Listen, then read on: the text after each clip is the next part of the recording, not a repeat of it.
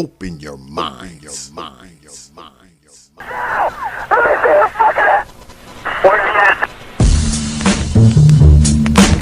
Hours of power. Hours of power. Hours of power. Hours of power. And so a community is where you control your police, you control your commerce, you control your education, you control your house. We don't control none of that. We live in a hood. Huh? Well, what about the Negroes that get out? Oh, well, see, my cousin, they say he's a multi-millionaire, almost at $1 billion. Three PhDs, working on 2 more.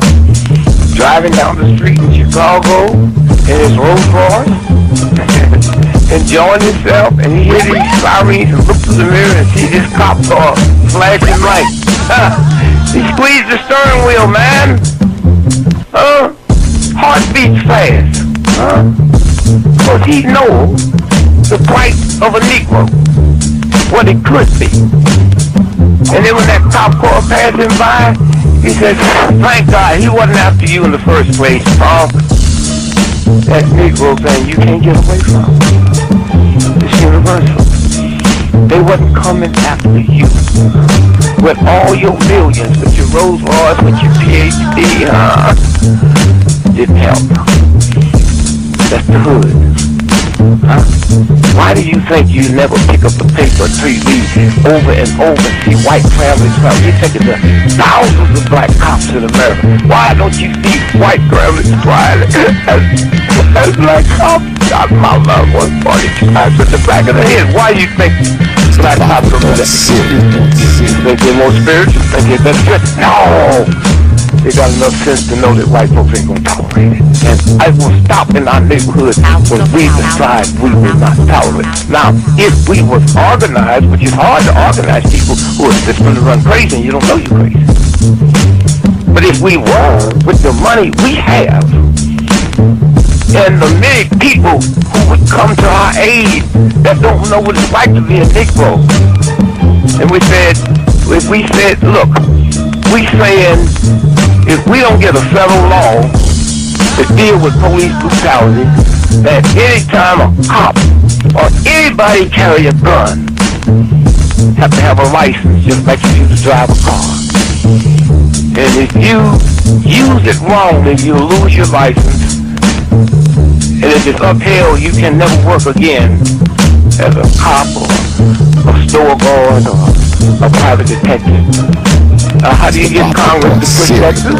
Well, you take your economic power and you call on your friends, black, white, young and old, and say, this coming Christmas, if we don't have a federal law to outlaw police brutality by law, if we call them for a nationwide boycott of Christmas and start on Thanksgiving. Well, let me tell you what that means. 79% of all retail in America happens between Thanksgiving and Christmas. People stay in business all year, lose money just for Christmas, huh? Well, what happens now? Sack Fifth Avenue, Toys R Us, Sears and Roebuck, Weston House. They will get the bill, and all they got to do is make one phone call and say, Harry, that's the senator, I want that bill pushed through in 3 days. Okay, it's an economic thing. It's that simple. But we have the power, but the system has wiped us out so bad. Hours of power. Hours of power. Hours of power. San Antonio, Lincoln 6. Go ahead. Clear suspect down, 10-4. 10-4. The officer's code 4. We have one suspect that's been shot. Open your mind. Your mind. Your mind.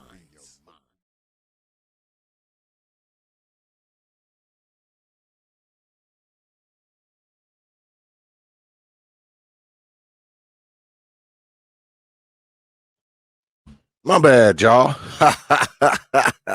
I was doing something else. I was preoccupied doing some other shit, y'all.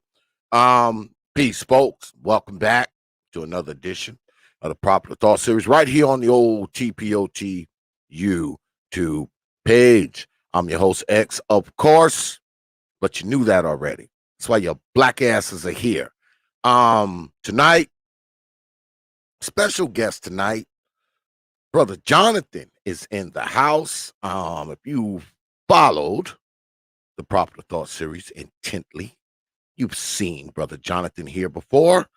He's the guy that used to come on my show with his damn shirt off. Hopefully tonight, Jonathan has on his shirt. Yeah, but before we get started, y'all know I always start the show with thanking you good folks for your likes, your shares, your views, your subscriptions, and of course, your pennies, nickels, dimes, quarters, and 50-cent pieces. Because I understand you don't have to do it. You don't. But night after night, y'all continue to come through. Night after night, y'all continue to drop coins on this platform. And I want y'all to know, man, that I don't take it lightly. I never have, and I never will, because I don't take you lightly. I never have, and I never will. And I want y'all to know, man, that I appreciate y'all, man. I'm humbled. I'm honored. I'm thankful for all the subs, the subscriptions, the views, the likes, the shares, and of course,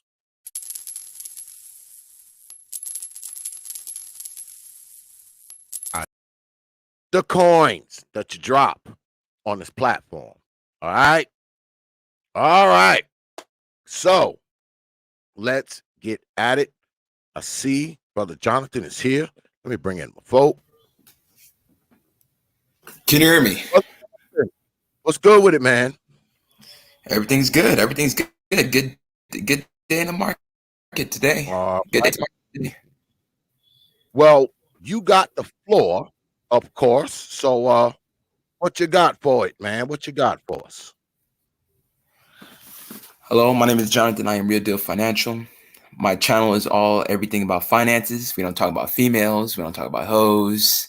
We don't talk about IG hoes, what they doing. We don't talk about celebrities. We get to the straight nitty gritty when it comes to finances. Because when everything goes all into the shitter and everything hits the fan, all that stuff doesn't matter. And the only thing you know and realize that you lost your job and your whole area, block, neighborhood is getting gentrified by mega developers. Just like in Chicago, when it comes to Chicago Bulls owner Jerry Reinsdorf and Atlanta Hawks' owners. So my channel and my whole objective is the people to talk more about finances, no matter if it's stock, real estate, or credit. Because it's unacceptable how people pretty much don't understand what's going around them, but have the nerve to complain about what's going on. So that's pretty much me in a nutshell. Well, let me just interrupt for a minute. So what is your specialty? Or do you do it all? I mean, are you real estate? Are you stocks? Are you okay? I started when it came to wholesale real estate due to the fact that I knew that there's a lot of developers in my area, and there were certain developers that didn't know which neighborhood pretty much had the ability to get access to the water. So when it comes to what I do, I have people that have came across and did stocks. My man Doug is in the chat. Respected Doug. Doug has pretty much made money with me. Angry Man has made money with me. Ramil has made money with me due to the fact that I can be able to get certain contracts under a 20-30% discount because it's motivated sellers, distressed properties, pretty much whatever the we buy houses people, that's what I pretty much do as a full-time situation. Stocks is something that I do on the side. E-commerce is something that I do on the side as well. But when it comes to real estate, very passionate. I see developers pretty much getting their way. They're eating off of the opportunity zone. So I pretty much help people when it comes to figuring out their area, because they need to be able to assign a contract for $65,000, get it to a developer for $80,000, so the developer can put $50,000 to sell your property. We'll sell the property for $250,000, $300,000. That's what they're doing in Charlotte. Mm-hmm. I know. That's my area. Well, so you're connected with wholesale real estate. So I'm a real estate we agent. buy houses. Okay, those we buy houses signs that I see when I'm driving around. That's you're into that. Okay, go ahead. Yes. Because at the end of the day, developers is going to win. Rents is going up. Rent forbearance. When I tell people about something when it comes to the channel, if the real estate market crash, then the overall market will pretty much, overall stock market will pretty much crash along with it. So I tell people, you need to bet against the market. You need to be able to get you at least some understanding of what is a bear ETF, real estate ETF, or get you some bull treasury bonds that are 20 years, meaning that when the stocks are down, bonds are up. When bonds are down, stocks are up. Same thing with technology stocks. So, because real estate is everything when it comes to stocks, tech. Because in Dallas, Austin area, Tesla's coming in and they're going to do that star base. So that means whoever that owns land, properties in that area, they're going to get cashed out. Mm. They're going to get cashed out. So I just tell people to figure out, where is development heading? How can you be able to lock certain contracts up, no matter if it's single families, a duplex, or commercial, and to be able to sign it to the developer to make sure that you profit off of this development? Because you can't stop gentrification. The only thing you can try to do is somewhat position yourself. That's based off of knowledge and also sales and training, sales and marketing training. Because you got $1 trillion that's in the market. The real estate prices have seemed like they've gone up 20% in my market in Vegas, and LA has been up 40%. So they're going to cash out those houses and come down south. So you might see them in Texas, Louisiana, Florida, and North Carolina. And New Yorkers is moving to North Carolina. That's why Charlotte is 1 million people already. Mm-hmm. Yeah, it's growing, man. It's growing there.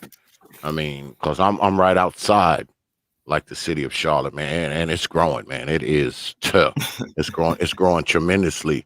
They're doing a lot of building. We've been getting a lot of work, because we work on power equipment. We work on bulldozers and skid steers and payloaders and things of that nature. So a lot of work's been coming in because a lot of construction has been going up. So, I see it, and I've been on site to where they're building. When I get a mobile call and I see what they're doing. Yeah, I see what they're doing, man. It's a growing city. And, I know people are making big money here off of the real estate game. And but let me ask you this. Yes, sir. If I came to you and I said, look, brother Jonathan, I wanna get into a little bit of real estate, man. How much money do I need? What do you tell me? I have a Jewish client that pretty much has $40,000. I tell him that if you can find a situation where it's a seller financing listing, or it's a listing that's been in the market for 50 to 70 days, you can be able to beat them down on the price, and you can be able to set up a situation where you can be able to take the 40 to be able to get the 275, $300,000 property, be able to do some type of renovations, rent it out on Airbnb, or just do some marketing on getting a tenant in there. If you're really on the access of, I need to find a property where I can be able to rent it out and to be able to get some cash flow going, $2,500 a month based on certain markets, at least in the Vegas market, $2,500, $32,500 a month on properties could be able to rent out. So if you have 40,000, either seller owner financing old properties, or I have a client that pretty much went to Kentucky. Same Jewish client, he managed to get the 275 property with the 40,000, refinance, and got 2 properties for 20,000. And he's gonna put 30,000 in and try to resell that situation on Zillow for 150. Mm. So he has situations of connections of construction people. If you know contractors, construction people, then you're pretty much golden. Like a So stable, steady type of construction worker, yes. so Or contractor. what part of the country is the hottest part right now? Like where? Okay, I got $50,000 that I can just move, right? Where should I go? What state? What city? What town? What place is hot right now today, July 9th? Well, when it comes to the data, all of the markets that's pretty much hot, if you're going to get involved in something, I would say surrounding cities have a hot market, because Houston is booming, Dallas is booming, But there is certain type of undervalued plays that's literally around surrounding cities. A lot of people would say if you have the money, find a ugly property in a nice neighborhood. Bird dogging. That's why people will do a lot of bird dogging, scanning around, try to be able to see what's going on in this area. And if they see an ugly property, really it's local, so it's micro than macro. So in Charlotte, if you can find a situation, like I mentioned, seller financing, a tax lien, and also North Carolina, you can be able to get the property very quickly, quicker than most states. When it comes to them getting behind, you can be able to find some pickups as well. So the hottest real estate markets, LA is pretty much making everything hot. So Houston, Dallas, Miami, Florida, Boca Raton, Tampa Bay, Atlanta, Georgia, Tucker, Georgia, North Carolina. So it's Charlotte, North Carolina. There's some situations in Raleigh when it comes to New Yorkers. So pretty much, really, it's people that's moving from blue states to red states.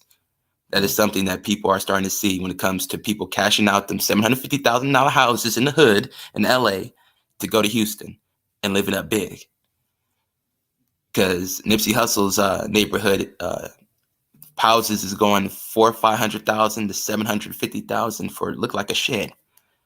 So when it comes to hot real estate markets, it's really where the money is at, development is at. If you can follow where your development is at, or go to a city planner. A lot of people, if they're not from a city, they see what the city planner is talking about when it comes to who's building up new restaurants, where is construction heading, what's the city pretty much trying to do, whatever pretty much the city either needs or pretty much going through. People should focus on either building surrounding it, like the Rams. A lot of the times it's pretty much either sports, big corporations, because when the Rams came to LA and Inglewood, the properties that were 150,000 got sold for 600, 800,000. Same thing with the Las Vegas Raiders. When the Raiders moved, then properties went soaring up as well. So it's all based off of the highest appreciation. So people say that the market's gonna crash. Market's gonna crash. I don't think the market's gonna, at least the real estate market, gonna crash until either raising of taxes or interest rates. So a hot market, really, to be honest, Charlotte, I think Charlotte can be the hottest market because you got a lot of New Yorkers and hedge fund corporations. Yeah, it's a lot going on. It's a lot going on there, man. It's Waterfront developments. Man, it's crazy. It's crazy. That's why I got you on here, man. I was going to last year, well, actually a little more than a year.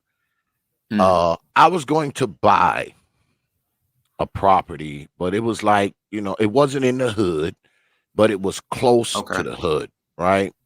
And we went, took a look at it, we had, did the whole cost analysis and the whole nine. And the house looked decent, and we came back 2 weeks later. And when we came back 2 weeks later, the motherfucker had been broken into. They had kicked the back door. They were squatting in there and also kind of foolishness. So I was like, okay, this isn't where I want to buy a rental property. So let me ask you about that. Because we have, I have the house that I live in, and we got property in Pennsylvania. But I want to buy a rental property, in like the Charlotte, Mecklenburg area, or maybe even Raleigh.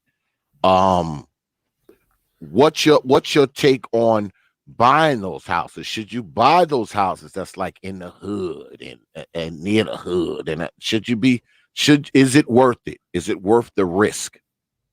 Well, it's depending on your time horizon. If you're trying to buy, build, and hold, I think it depends on, how long are you, how can I put this in more clear words? Your turnover. Are you trying to be able to buy this motherfucker, build on the motherfucker, and hurry up and sell on Zillow right away? Or are you trying to do a whole buy and hold situation? Because there's a lot of developers that pretty much will get a lot of these hood homes and will try to try to be able to hold on it for long periods of time, waiting for a bigger developer coming in and pretty much take over the whole hood with commercial areas, Whole Foods, armed security. You know, that's where they're really trying to take over, similar with Chicago. So investing in the hood, I really don't. Nah. You know what? Most of my, Don't do I it. don't, no, unless unless you take it over a whole subdivision, unless you got a whole enough money to get a whole subdivision, pretty much put a shopping center, commercial building, armed security, and to be able to make sure that you charge for parking. Charge for Yeah. parking. Yeah, because the reason why I was going to buy it, because it was at a very, very good price, way below market. It had sat on the market for quite some time. And I said, if I go ahead and buy the house, I can, we can fix it up, we can rent it out, and just kind of have some passive income, and shit. And the next time we went to look at the shit, the motherfuckers done broken in, they're squatting in the whole nine. Like nah. But it was close. It wasn't in the hood, but it was close enough to it for hood folks to claim it. So okay. I And said, another thing, nah. if it's an opportunity zone now, Yeah, under the Trump tax cuts, now, yes, I would say, because it's worth the hassle, because it's a 10-year tax break. Now, if it isn't in an opportunity zone, it's not near a downtown area. Like downtown New York is getting, not downtown New York, downtown Newark is getting development. On opportunity zone areas. So anything that's in the opportunity zone areas, downtown Chicago got some opportunity zone areas. Now, if University of North Carolina said, we're trying, because you got universities that's going into the play of buying up a lot of houses in the hood, so that's the USC play. That's what they're going to do when it comes to USC, because USC is in the heart of the hood. So if it's in the opportunity zone X and you can beat the seller down on the price, where if he say he wants 70 or it's listed at 70, you can beat him down for 35, 42. You never buy at exact price. You always try to negotiate downward. That's why people should always look for listings that are either seller financing, owner financing, assumable loan, for sale by owner, or just been on Zillow, Realtor for a lot of days in the market. Yeah, that's my mantra. So if you're in the hood area and you find something that's cheap, because Ramil has it where Ramil says you need to buy them hood houses, so when they cash you out for a big development, where they can be able to say, okay, your shit's 80,000, but we'll cash you out 150, 220, and but we're pretty much gonna put. So how long do you hold it? Like, I mean, because 5 to 10, it can be 5, 10, 15. Because situation when it came to Inglewood, people in 2001 did not think that Inglewood Rams was coming back. So it's really some part of it is diligence, other part is luck. You got to figure out who is the power players in North Carolina that wants the areas, because they have a lot of stuff that's public on Google. Yeah, Xavier. Yeah, I know. A lot of stuff that they show all their plans where we're trying to get these areas, or a press release, a big press release talking about more jobs, more development, because you got tech companies coming to Charlotte. Yeah. So this area is very vibrant when it comes to real estate, because like I said, I mean, man, goddamn apartment complexes, man, are going up like weeds here. I mean, because I've been to a few of them, on-site calls, working on bulldozers and cranes, and and I see what they're doing. I'm like, damn, when did they start doing this? This wasn't here 2 weeks ago. Yeah, because I work on these guys' equipment. Their equipment comes to us, so and we're out there in the field on mobile calls, and I see what's happening, and I want to buy a rental property in Charlotte. 3-2? Is it 3-2 bedroom, 4-2 bedroom? Yeah. Okay. I want to buy a rental property here, like I said, to have some passive income, but I don't want the shit to be in the hood. I don't want it to be in the hood. I don't want it to be near the goddamn hood.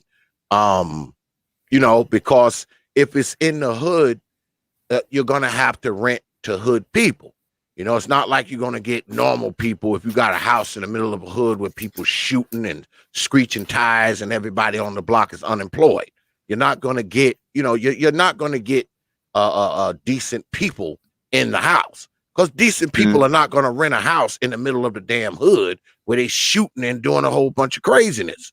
So I wanted Yeah, I that's wanted true. to be in the house that we had looked at was like, I don't know, maybe a block over from the hood. So I was like, it's not in the hood. So, we might as well go ahead and, do this, we'll fix it up. It had some issues, but nothing that we couldn't handle, because I know construction guys and I'm pretty handy myself. I can do flooring and plumbing and electrical and all that shit myself. So, I mean, I knew we could get it up pretty quick. But I come back to look Okay. at it, and motherfuckers done fucked it up and broke the doors and all this kind of bullshit. Motherfuckers Yeah. go in there, they steal a copper, and the damn aluminum and shit out the house. Matter of fact, we need copper and aluminum stocks is actually booming. But when it comes to that, only how to be able to get something where you can change demographics is literally take over a block area. Yeah. Take over a Yeah. block area, commercial buildings, a medical center, because people love to either build near medical centers, airports, because in Orlando, airport is getting a lot of play. And if they are in a hood, waterfront areas, because San Pedro in LA, it pretty much was the heart of the hood. The heart of the hood. You had Asian gangs, Hispanic gangs, and mixed with Bloods and Crips. But when they saw that it's near water area, they took over that whole area. They pumped in as much dollars, much millions into that area to say, now we're taking this area. This is waterfront. A situation that's happening in 5 to 7 years that a lot of people see is Little Dominican Republic, Washington Heights, near Fort Lee, Fort Lee, New Jersey water area. They want that area. So they're going to get that area by cashing people out, taking over the area, or political. And that's why developers win when it comes to taking over area and changing demographics, while people that buy a small situation in the hood get done in if they're expecting to rent it out.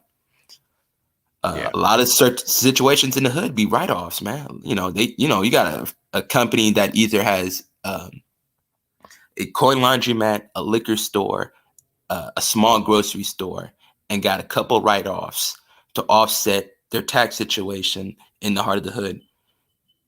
So they're just holding on to it. So while people like you that's really trying to get involved, one thing I can say is there is demographics where the income is around 70,000. You could do credit checks. People say, have software to be able to get credit checks when it comes to be able to screen certain people. But, I would say if somebody would have $50,000, coin laundromats and liquor stores, that's still real estate. Yeah. Because there is some cheap liquor stores that's for sale on buybiz.com. Yeah. We were considering that. realtors. We were considering that too, to get a coin laundry. We got a lot of things in the works. We were thinking about that. My wife, she wants to like buy a laundromat and all that stuff. I said, after I get this damn rental property, then we look at a goddamn laundromat. Goddamn it, we doing this first, then that second. But it costs a lot of that stuff because you find these areas that are growing, right? And you see the construction and you see them putting in the strip malls and the shopping centers and the medical centers, like you said. And the money is coming in. It's because it's coming in, and money gonna be there. So I thought if I was to buy a property, just like just a 3-bedroom property, because see, my ass getting old. So I want to leave something, of course, my kids, my grandkids will get the house that we got now and, the property we got in Pennsylvania. But, I want to leave something for them. I want to leave something for them to take over for some passive income, because we living in this house now, right? This is for living.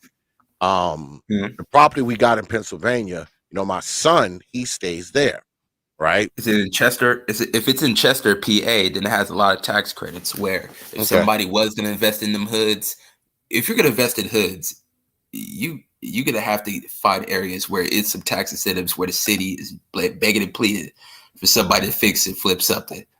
Because they begging and pleading where if somebody had 500,000 and they have cheap land, because Jackson, Mississippi is trying to transition to become the new Atlanta. People say they're trying to become the new Miami. Well, they're trying to be able to incentivize in the city and also in Mississippi. The land is cheap. They're trying to say for all the people that can bring new entertainment, some form. Yeah, well, our property is in Strasburg. It's like over there in the goddamn mountain. Goddamn it, damn, man, cold as a motherfucker over there too. Goddamn. Cold. That's why I don't live there. That's why I don't live in that motherfucker. That's why people should look at the tax incentives, man. Because Chester, PA. Strasburg. I'm fuck around. Chester, PA. Okay, so I heard of Strasburg. I have family in Chapel Hill, North Carolina. Hell no. But but yeah, that's why I don't live in that motherfucker shit. That's why I'm down here where the son at. Goddamn it, my son, he lives in that house. Him and his wife. And the kids, they live in there. I don't live in that motherfucker. Man, it's too cold up there. I don't like it. That's why I'm down here. I don't really like the North. I plan on dying down here. Down in the South. This way I'm gonna die. Even though I'm from New York originally, I'm gonna die in the South unless I go to freaking New York one day and get killed. Other than that, I'm dying in the South. So if I'm gonna go ahead and purchase a rental property, because I wanna leave like a rental property, to my grandbabies. That's actually why I'm doing it. Now, of course, I'll be collecting the goddamn money as long as I'm alive. But I wanna get a nice rental property, to just kind of rent out. Maybe not charge too much for the rent. Enough to do me. Oh, I'm the exact opposite. I'm the exact opposite. I'm to how much the highway can bear. See, I'm not like that because I'm not like really, I'm not really stressed for money like that. You know what I'm saying? I mean, I make. Well, it's to increase really to increase the equity. It's really a play to increase the real estate equity. Because at least with commercial real estate, to have high rents, to lease at a high rate, is what you're saying? Does that bring things up? The four or fiveplexes, yes. Because fiveplex, if you had 40,000 and found something where it's 5 units, that's really the loophole. People get them 5 units, raise the rents up. The properties that was negotiated for 360,000 for a 5 situation, that same thing. If you have that 40 to 50,000 in liquid, you can be able to do the seller finance where you come to the seller and pretty much say the amount that you're trying to negotiate, beat up the price. Also have it where the lease payments that you got to pay him, $1,200, you rent it out for the $2,500. That's how pretty much people can win on sandwich deals. So it's a sandwich deal. Commercial real estate has the term of master leasing, where some Arabic people pretty much got $1 million on a $25 million building. They pretty much work something with the seller, pretty much saying that master lease is a tax advantage, meaning that it's not a taxable event. We can be able to manage it, raise the income rates, pretty much raise the cap rates from a 5 to 7%. The income of that property is going to be from 20 million, 25 million to probably 30, 40 million because the rents is raised up. So that 5 unit, yes, if you raise the rents, your balance sheets, everything that's in your books, you can be able to increase your property appreciation up probably higher than 6%. Wow.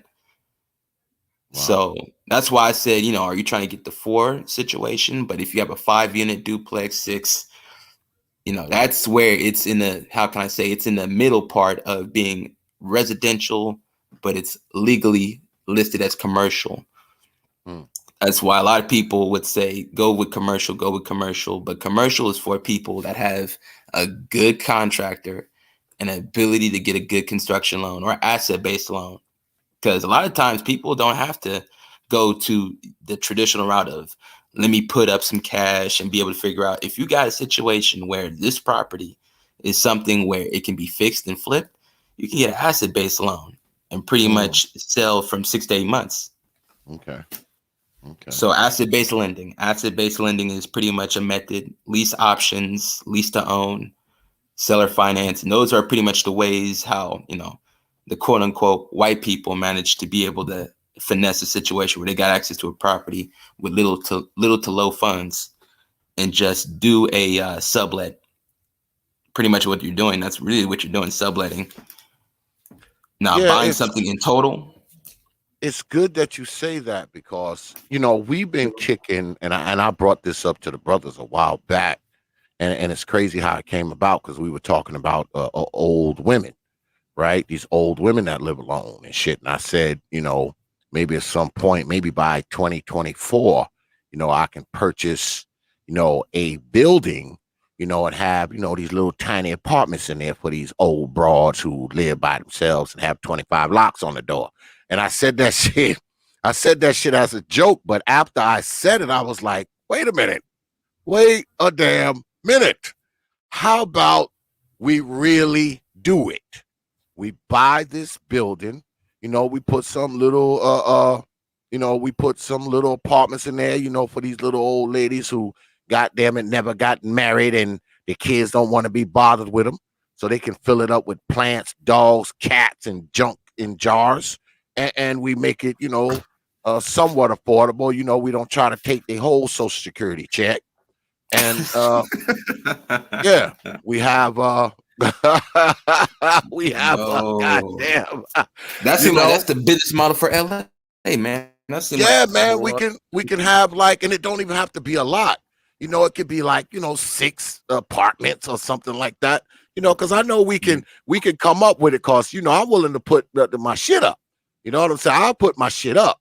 Cause I was talking to brother Bernard Raleigh and brother Ike. I know you know who those guys are.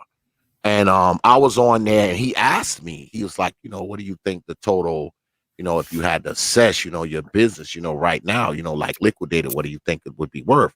And I told him, I said, my shit worth like $300,000. All right, on the low end.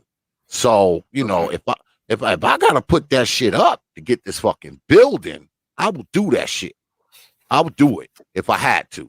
Now, hopefully I don't gotta do that, but I'm willing to put it up, to secure, this building, because I think the market is gonna be great for that. For these old goddamn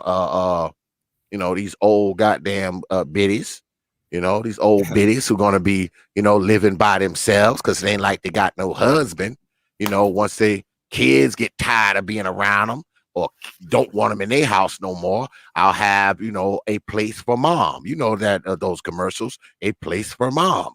Hey, X has got a place for mom. The rent is cheap. We have a bullshit security guard down there in the lobby in the whole 9. Come stay with me, grandma. Yeah. So what do you think about those ventures? Like, what do you think about the purchase of a building that has, say, I don't know, 4 to 6 or 8, apartments in it, or able to have 4 to 6, 8 apartments in it? Is that a good venture at this time, or should we wait on trying to do something like that? Well, lateral conversion. Well, first, let me say nursing homes is actually a smart investment due to the fact that they're getting more funding based off of, one, the Biden stimulus check package 1 pretty much had set asides and funding for nursing homes. So people that are in the private sector that want to be able to get involved, that's why they got a lot of tax incentives, write-offs, and tax credits set aside for people getting involved in that niche. 2, something where it can be 8 apartments. Lateral conversions, yes. If that it's all based on your construction team, man. Because you got good ideas. Your construction team, your lender, and pretty much your understanding of what you're trying to do with it. Because if I had a situation like that, really, I wanted a shopping center, a supermarket, grocery store, shopping center, laundromat, or nursing homes, converted to nursing homes, medical. But if you can convert it, yes, expand it, be able to get as many doors as possible, and just charge for parking, vending machines, and you can also have the coin laundromat center build you a coin laundromat center inside that the apartment, building. Inside the building. inside the building. Get you some rentable coin laundry stuff. You get you the slot, get you the coin slot situation. Charge for parking. Yeah. Repaint the parking lot, because that actually helps the curb appeal, and that also helps when it comes to raising that equity. So what you just said right there, yes. Charge for Yeah, well, parking, I'm willing to or take. I'm willing to take all of Grandma's Social Security check. I'll take all of Grandma's Social a Security built-in check. price, at least a built-in price, $20 each. Yeah, yeah. I'll take $20, whatever I can. $25 each. I'll leave Granny a few dollars, so she can buy food and shit like that. Because you can make about $20 on each door of laundromat on the lowest end. And with a vending machine, you can be able to snatch up another $5-6, probably 10 on each door as well.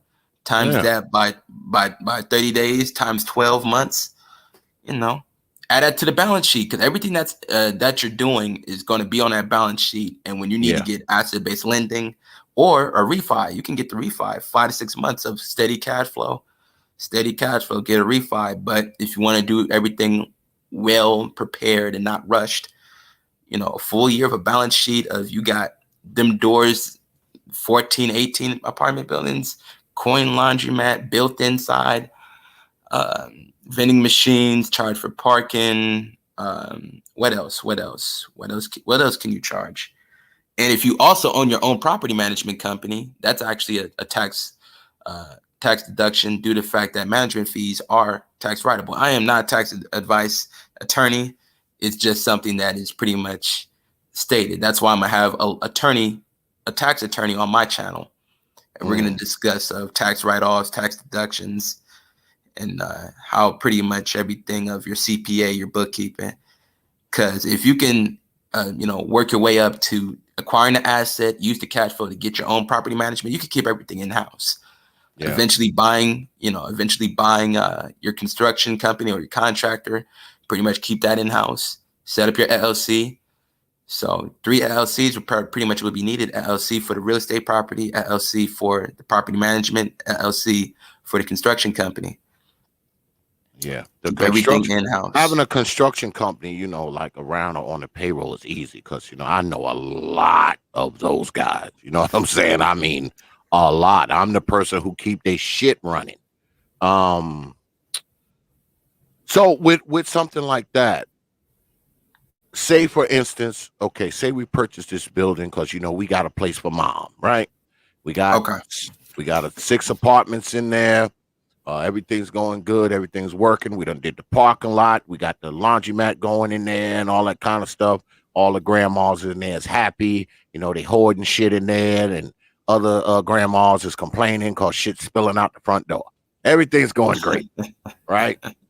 So that property, the value of that property would rise if newer things come closer to it. So if I was to try to buy the building, because I probably won't try to do that for the next couple of years. You know what I'm saying? You're talking some years down the road, unless the opportunity presents itself and I can put my business up and secure it. But that's down the road. But should I try to look for a building that's already near, said assets like shopping centers and all that kind of stuff, or do I buy that building somewhere where it may not be as developed, but there's a potential that, whether it be the city or big money developers are coming in, and they may potentially start building in, in said area?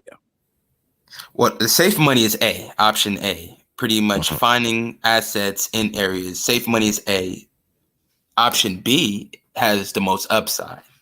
That's pretty much you struck an oil. You pretty much found a gold mine, and you found something where it has a lot of traffic, coming in where it has a lot of inbound traffic, because a lot of developers say, does it has inbound traffic? Does it has where people are pretty much waiting in traffic in areas where it's a lot of commerce? So the safe option is acquire assets already in shopping centers, medical facilities, near police stations. What else? Good attendance schools. That's why a lot of people will look at a lot of the metrics when it comes to the data. Job support. Pretty much does the job support a potential, market increase or economic activity? Because what you're doing when it comes to option B is finding something that's not as developed and pretty much say we just gonna take it. That's a lot of upside. Okay. That is a lot of upside, but it is risky. The stable situation would be to do one thing of find a stable situation to be able to test your options and look at everything that's around you into finding something that's not as developed, so you can take advantage of the big development. Because big development is pretty much waiting on them. Because big development, you got hedge fund companies that I did research. They can be able to raise up to $100 million in 2 weeks. Wow. They probably only deploy 10% of that money in an area, probably to take over an area, to be able to either first take it by commercial, setting up a lot of commercial stuff, a lot of, commerce, anything that's stores where they can be able to capture transactions, a lot of commerce, traffic, the whole shebang of society. Then that they go inward when it comes to getting them properties. Because a lot of the big joke is, oh man, we see a Whole Foods. That's the commerce. That's the option of doing the commerce. It seems like it's the same play. Nothing really changes unless it's something like Tesla doing, where people in Dallas, Austin, they're going to cash out big. Austin Hills is 400,000. Them homes look like they can be $3 million. People in the chat has been on my channel and saw me analyze these markets. Yeah, the reason why I ask is because, I'm all around. I'm in Charlotte, I'm in Rock Hill, I'm in Gastonia, I'm in I'm all over. I work all over the city and all around it. And I see. What about South Carolina? Because Myrtle Beach is getting a lot of. I'm down there too, man. I have work, man. Beach, okay. I've done work in Virginia too. Even though that's a hell of a damn ride for me, but it pays well when I have to get on the road. But you should look at Virginia markets, Virginia Beach assets. Yeah, Virginia Beach get a lot of traffic. At least look when you're in that market. At least look around, take some notes. Not to put no money up, but at least, because a lot of stuff is based off your due diligence research on what you see. Yeah. I said, the reason why I ask is because riding around the city, and I ride by places and I see these gigantic apartment complexes going up in places that 4 years ago was the straight hood, where the motherfuckers that's probably $3 million. That's $3 million being put up. And motherfuckers gonna get shot down there and all kinds of bullshit. And now you got these nice freaking you got these nice apartment complexes rising up. And I rode by one yesterday, and they were saying that the rents were starting at like $1,000. I was like, get the fuck out of here. How are they building this shit in this shitty fucking area, that used to be shit? But, I rode down the road a little bit, and guess what? There's fucking a new shopping center down there. There's, follow that area, X. Follow that area. Write that area down, because they're not done. They're not done, because development is going to be a multi-year situation. So 2022, you're going to see some more new shit. 2023, you're going to see some more new shit. 2024, you're really going to see some more new shit. And don't let tax cuts come around in 2024, 2025. Then that's when people's going to be like, damn, I should have got into something. Okay. So write that area down, because if you see a situation where $1,000 a month in an area that goes for what is it rent? Is it fixed rent where it's like $40 a month of rent? Is it $500 a month of rent? That area pretty much the rents. Well, in that area, because it was a shitty area like 4 years ago. I mean, niggas shot dead down there in the whole nine. I mean, that was the hood. And now these huge, man, they got like shit. I counted like 8 buildings going up, like right dead center in the middle of where the shittiest neighborhood was. But they've bulldozed all those shitty houses out, obviously. And it's you can see kind of a little bit of hood shit on the edges and the fringes of it. But if you ride up the road about a block, they built a new shopping center down there. They got a freaking I think there's a new Target there. What else is down there? Goddamn, new T-Mobile store is there. T-Mobile, all kinds of shit that I didn't see there before. I've been in that area before, and that shit was a straight hood. You avoided that shit. You avoided that area. So now that's that area going up. It's going up. That's that area. That's that area because that's like you said, T-Mobile store 1. Yep. That building's a triple net lease because anything where you see T-Mobile, AT&T, Rite Aid, any grocery store, certain type of grocery store, that's literally office triple net leases. So that's literally $3 million each building. So you see that area, because $1,000 a month, that's the start. Watch when situations get to $2,000 a month in 4 to 5 years. Yeah, because it's based on the area. I mean, because one thing about in North Carolina, right? You could probably rent a house for like $600 a month, but that house is gonna be in the shittiest fucking area you could possibly imagine. All right. I mean, the going rents down here start on the low end 2,000, on the high end about 4. All right. If you want to be in a decent area and you're renting instead of buying, you're going to be paying like $2,500 to start to be in a decent area where Negroes ain't getting shot. I mean, that's just what it is. You know what I'm saying? If you paying like $1,000 a month, you hearing gunshots at least every weekend, maybe every day. You're listening to gunshots, screeching tires, Negroes hollering, screaming.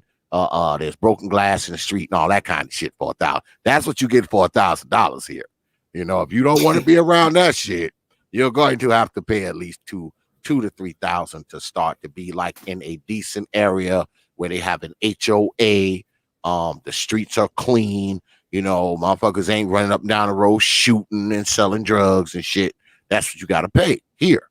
Yeah, because let me tell you about the Vegas market real quick. Now, the Vegas market, where Rodney Dangerfield, his gated golf course community home, there is Section 8 housing literally not even 5 minutes away. Okay. So when it comes to zoning, that's why zoning really is the biggest thing when it comes to real estate and web development, because Section 8 housing near homes that's $4 or $5 million starting off, that doesn't ring a bell. So the logistics when it comes to really people see is there going to be more affordable housing in the area? Are they going to reposition affordable housing in the area? That's why a lot of people look at those city type policies to be able to figure out what's going on, because your state has favorable tax lien foreclosures. Yes, I was just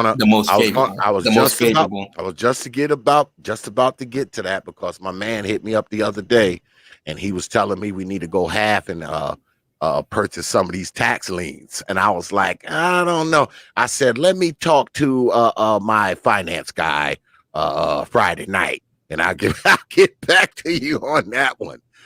So when it comes to that, right? When it comes to the whole tax lien thing, I know that that if you pay the tax lien, there's a quote unquote a redemption period for whoever the owner is, right? Yes. And you have to wait out that redemption period before you can take possession of the house, right? So once you take possession of the house, you're the person, you have to go in there and literally find the file for the foreclosure, right? Or Yes. does the bank come in and do it? Well, okay, let me ask you this. Say they have the tax lien on the house, right? And Mhm. say they're not done paying for the house.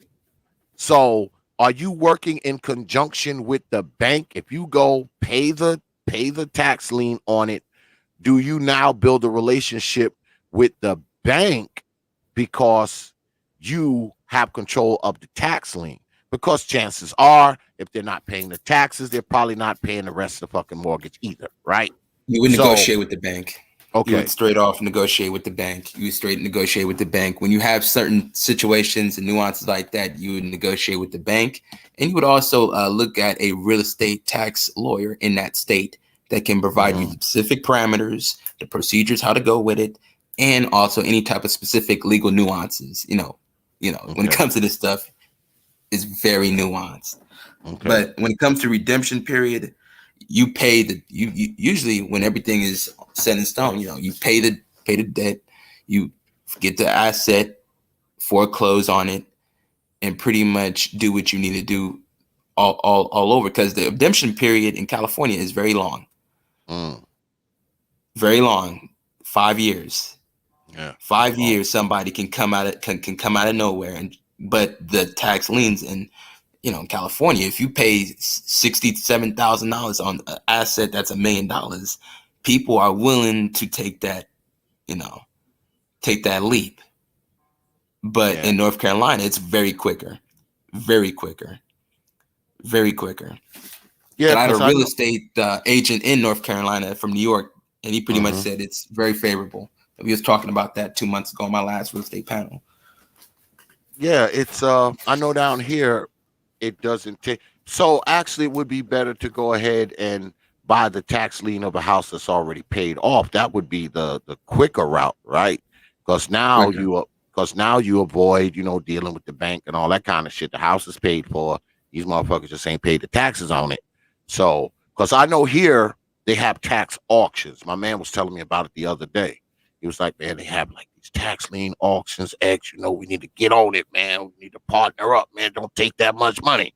So I knew I was talking to you today. So Because I told him I would get back to him on that. So Because X research the legal term upset bid period.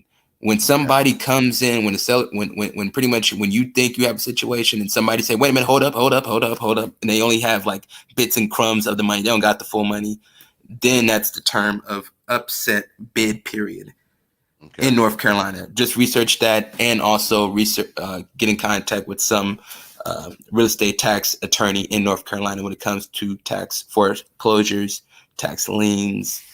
So okay. get the specifics on that, but that's a term that you can research. Yeah, Upset bid. because I'm about to do some real estate, man. Because I'm retiring from this business probably in like another 5 or 6 years. I'm gonna leave this shit to my grandson. Um, but that Because it don't says mean here, because it says don't here in mean I North don't want Carolina real money. estate. Damn it. Go ahead. So it says here in North Carolina real estate law provides an upset bid period that lasts for 10 days after the report of a sale is filed. During the upset bid period, the borrower has the right to pay the debt in full and redeem the property. Hmm. But if he doesn't pay the debt in full, Okay. it's a no-go. Yeah, I mean, if we gonna do that, we gonna just go ahead and pay it. We ain't gonna fudge it, cause he said we can do it. He said all we need is 30,000, and he said we can probably pay off like three, tax liens. And he said, you give me 15, we'll go in on it, and we can probably buy like three houses, X, and we can have like three cribs for like $30,000.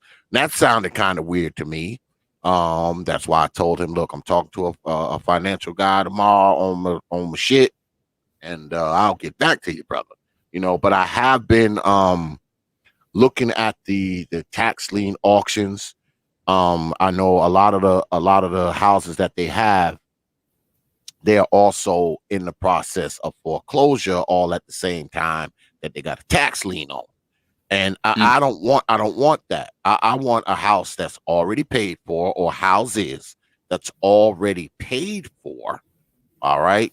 So I can pay that tax lien. And even if I have to sit for a while, if I have to sit on it for a while, that's okay. All right. That's okay. I'm willing to sit on the 15 grand, that I put out. I'll sit on it for a little while, especially if I know I'm going to eventually end up, with the property. That would be even better. You know what I'm saying? Because Um, these are just but like simple notes, but it's still law. It says here, how long does the typical foreclosure process takes in North Carolina? It takes approximately 3 months to complete a non-judicial foreclosure in North Carolina.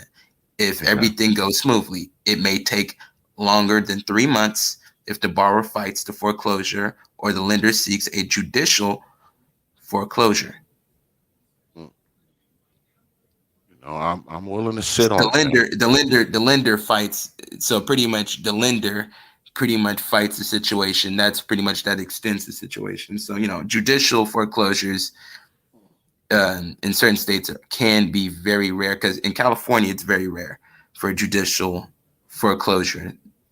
On my understanding of California and Nevada, in my two states. So I got to do probably some side research when it comes to North Carolina. But North Carolina got all the favorabilities, man, because they Yeah, gotta it's get it. good. It's They good got here, it, man.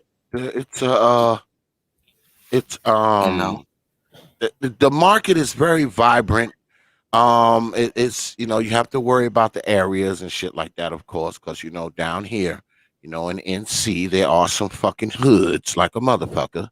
I don't want my shit there, and if the property gets left, to say my granddaughter or somebody like that, and they may decide they want to live in the place, I don't want them living smack dab in the middle of some fucked up hood where Negroes get shot every week. So, because I'm thinking long range, I'm not just thinking about now, I'm thinking about what will this area turn into. Now that's good and bad, because if it's a place that you purchase and the neighborhood is degrading, you're watching it go down the toilet. That's one thing, because it's already in there. No one just hasn't, pulled the lever and flushed it yet. But then again, on the other side of that, you could possibly buy one of those properties that's, kind of close to the hood, which is what I was going to do. And that area may improve. See, that's what I was thinking about when I was going to buy the property, because I'm thinking, it is, like a block or Are two you in away Wake from the County? hood. No, I'm in Mecklenburg. I'm in Mecklenburg. Okay. Mecklenburg. I'm in Okay. Mecklenburg. Now, is there any situations that you see that's in Wake County?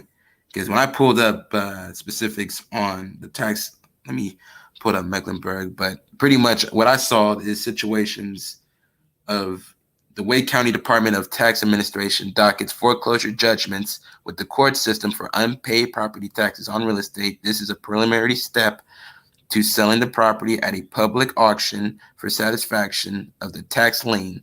The judgment is docked 30 days after the property owner is notified either by certified mail or publication. To prevent the foreclosure process, the delinquent taxes, including interest and certain court fees, may be paid up to a judgment and is docketed at any time. So really, North Carolina does not sell the tax certificate. Mm. Therefore, the payment of the tax lien prior to the sale of the public auction will not transfer ownership of the property right away. Mm. So Sales at auction, you'll be yeah, sitting you'll be on it sitting on it. anyway. You'll be You'll sitting be on it you'll be anyway. you'll be sitting at least in the Wake County.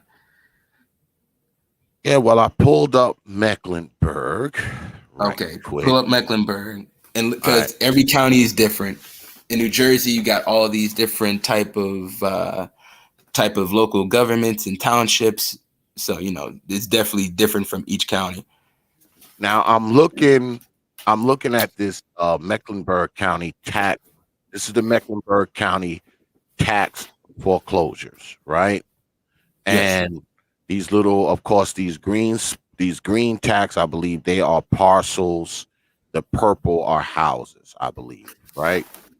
So let's Mm. pull up. We're gonna pull up. Let me see. We're gonna go like to Matthews, because that's a better area. We'll go Okay. there. See, this is the data I need. Okay, now see, there's that house, right? This is the house that's up there, Okay. right? That's the house that's up there. But we're gonna see what they. Damn, I don't,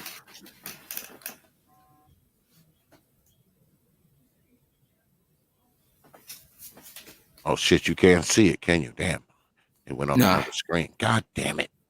I'm only Nah. sharing one screen. Let me see. Let me put this. Let's do this. I'm gonna put this over here. Stop sharing that.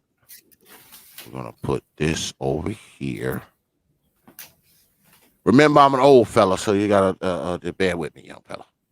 We'll No put issue. that over, No issue. put that over there, and we'll do share screen. Share entire screen. Screen 2. We're gonna try it like that. All right, this might work. Because what I wanted to do, I wanted to bring the house up and make the house bigger.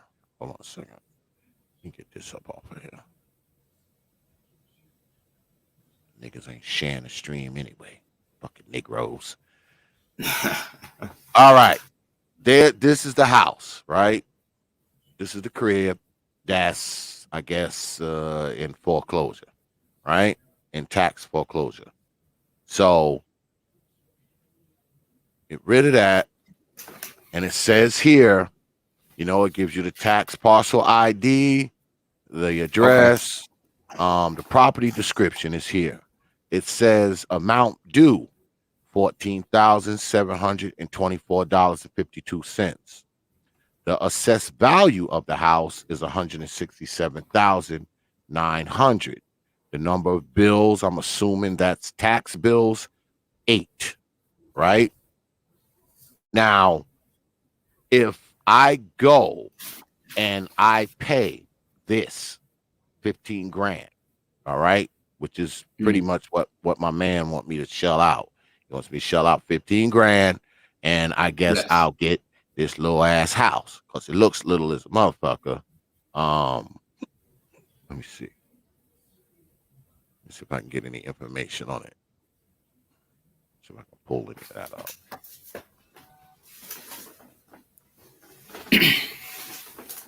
Okay. This is it. It shows you, you get the aerial, of course, right? You get the view of it. It tells you where it is.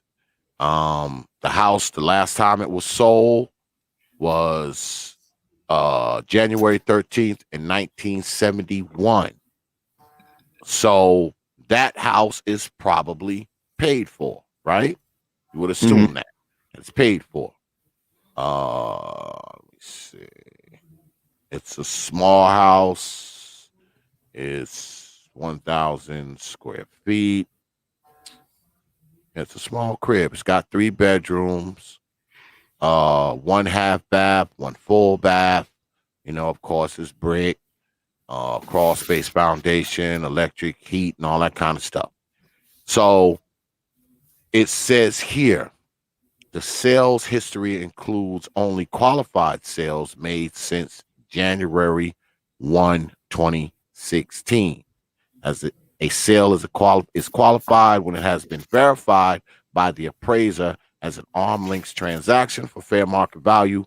Only qualified sales are considered in the appraisal process. For a complete history of sales and other transfers, please visit Polaris, the Register of Deeds. We ain't doing all of that. But anyway, it says here that because it's changed values, right? In 2003, right, it was evaluated at 82,000. Then in 2011, it was valued at 102,000. Then it dropped in 2015 to 97.9, right? It dropped. But now it's back up to 167,000. So should we assume that maybe that area is developed, or is that the market driving the value up? And also, is that a good risk for the 15 grand that you would have to lay out for the tax foreclosure? Well, for one thing, the visual, the value would definitely go. For one thing, I have this story where, in Beverly Hills, Bruce Willis's house would be worth more if he got the grass uh, manicured. This grass need to be manicured. Certain areas around the house needs to be rearranged and developed. It can be higher. It can be higher. So it's really based on the areas. So the comps, the sale comps. So I would try to get data information from tax records in Matthews, North Carolina, to be able to see what's happening in this specific city of properties in this area. So you can get a good assessment of what is your true value. Because these are pretty much like guesstimates. Same thing when it comes to Zillow and the Zestimate of when you look at properties on Zillow. So definitely look at the surrounding area of the sales comps. 15,000, for something that's 100 and estimated at 167,000, that can be 180, 200,000 if you do work on the house area, inside and external. Probably change the color of the painting of the house. Yeah, because I'm looking on Zillow now, and Zillow has the same house estimated at 227,000. Shit. If you can be able to acquire that asset for 15,000 and piece up on a JV, a joint venture with your peoples, I wouldn't be against you pulling the trigger. Because I would not be mad at you pulling this trigger, man, because this just needs a external and internal. What I would ask the inspector, get inspection, for one thing, inspection, because in New Jersey, when it comes to tax liens, if you find something in the auction and you did not do your due diligence and your reconnaissance of the inspection, HVAC, inside, internal, that's why you got to also look at the codes to see, did it a code violation? Was it a code violation on why the bills? That'd be another question I'll be trying to figure out in my head on getting some more information on any property. Was it a code violation of the area? Meaning that, do I have an inherent bullshit property? Meaning that you're pretty much inheriting a fucked up situation, not because of the irresponsibility of the property owner. It's because the area is fucked. Yeah. And it might just be a damn money pit. You just be dumping money in it, dumping money in it, dumping money in it. I don't want to deal with that shit. That's why, always do your side research. Because if, Zillow's already overpriced, that kind of shows you how overpriced Zillow is. Because if it's for $225 on Zillow, 167 here, so that's like $50,000-$60,000 marked up. They marked up $50K on it.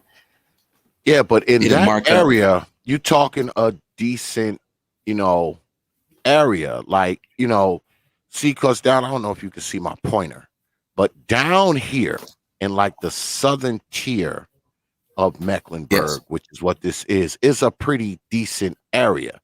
Now, when you start to head north, notice you don't see much purple, right? You don't see a lot of purple, south, because motherfuckers pay for the shit. But once you start to get more north, when you start heading north, it gets more and more purple as you get further north. Because this is where the broke motherfuckers are. See how they just look, you see them clusters of purple. Clusters of purple. All right? Clusters of fucking purple. But so I'm not against the property that you show, though. I'm not against the property, though. Let's click on one of these motherfuckers right here. All right. Let's click on it. Yeah, to be honest, these need to be knocked down. To be honest, I would be trying to acquire the property from the tax lien and knock these things down if I was gonna try to do a buy and hold situation. Because this needs a new roof. This needs new grass. The drive-through, the parking view. That's why look at something with some acres, something with at least a square foot lot, acre where you can be able to knock some shit down. Yeah, shit like this is garbage. And look, the house is assessed at 98 grand, right? The amount due is 4,200. 6 tax bills, I guess, have been levied on it, which is the reason why it's here. Let's see. Let's see. Here's one. Let me see what this is. All right. Here's another one. Because, down here in the Mecklenburg, they love these fucking brick houses. That's like all you're going to see on here is these fucking brick houses, man. Like, love this brick shit. And here's another one. Don't look like it's in that great a shape, right? And the tax note on it, $10,800. The assessed value, 94 grand. Right. So these aren't these hyper expensive houses, right? But let's go down here, right? Because you see all the purple is up here. This is where all the broke niggas is at. All the broke niggas is up in North Mecklenburg. That's why the shit is just a cluster of purple. It's like Barney, just a cluster of purple. But if you go down here, down closer south, you'll see, oh, that's another broke down ass house too. Let me see. There's another broke down ass house too. I'm trying to find a house that don't look fucked up. It don't look like the first one that house. you had. The first one you had, by comparison, I'd rather deal with the first one that you had, where you have the ability to get some Zillow profit. Because Zillow, if you list your stuff on Zillow, you're definitely gonna make some money on the markup for closing, acquiring the property for closing, or just knock some shit down and try to develop on some shit and just say, well, let me be able to take over the property. But the first situation you had, I would not be against on you doing a JV and getting that asset. See, this is the type of shit that's in foreclosure. These fucked up looking plantation shutters. I would want them motherfuckers to get up off of there. These motherfuckers don't have no grass to be seen. Because the grass makes the real estate value, man. Grass makes the real estate value. You're hurting yourself if you buy one of these motherfuckers. Because see, these places here, like when you're talking about, especially when you're talking about the Charlotte area, a lot of this shit, especially when you're talking about zone, because it's all zones and shit, right? When you're talking about zone 21, zone 29, that when you talking about those zones, man, those are shitty areas, man. Those areas are shit. Like, I'm talking this shit.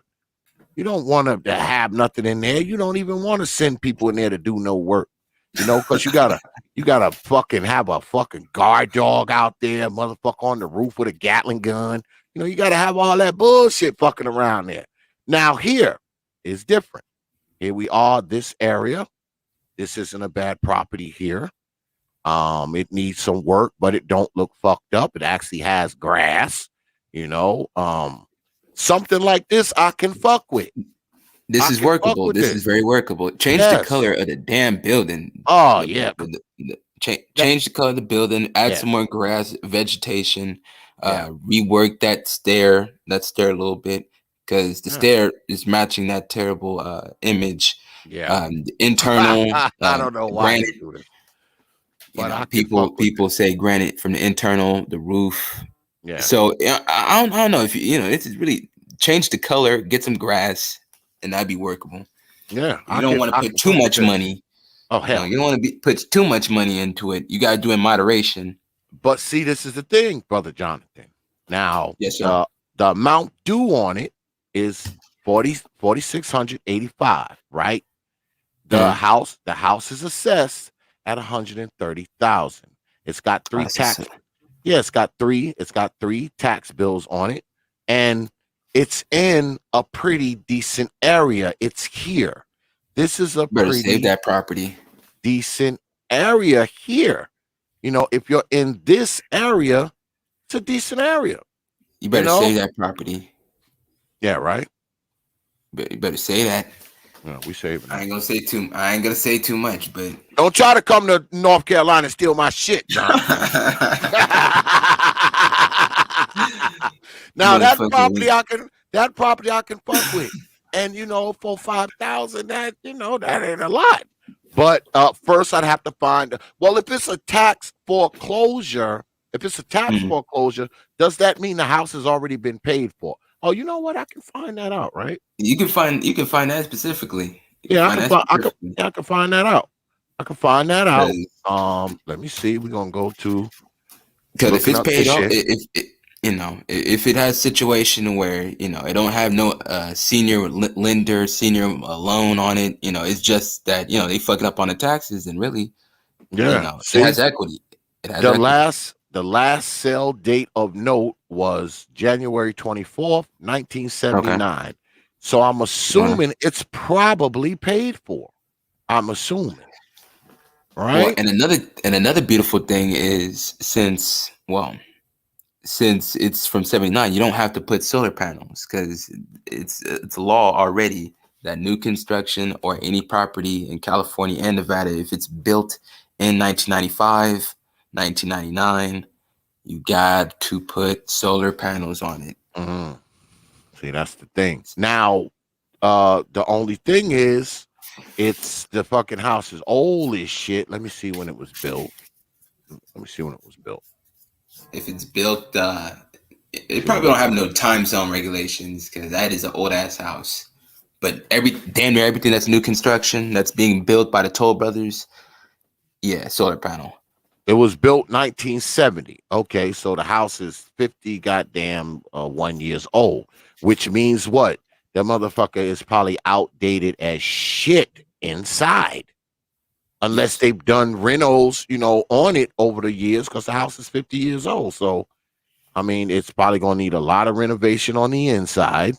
It's The inside, a three and if two, okay, three seven, two. 1,700 square feet. That man, that ain't too bad. Not like I'm gonna be living in that motherfucker.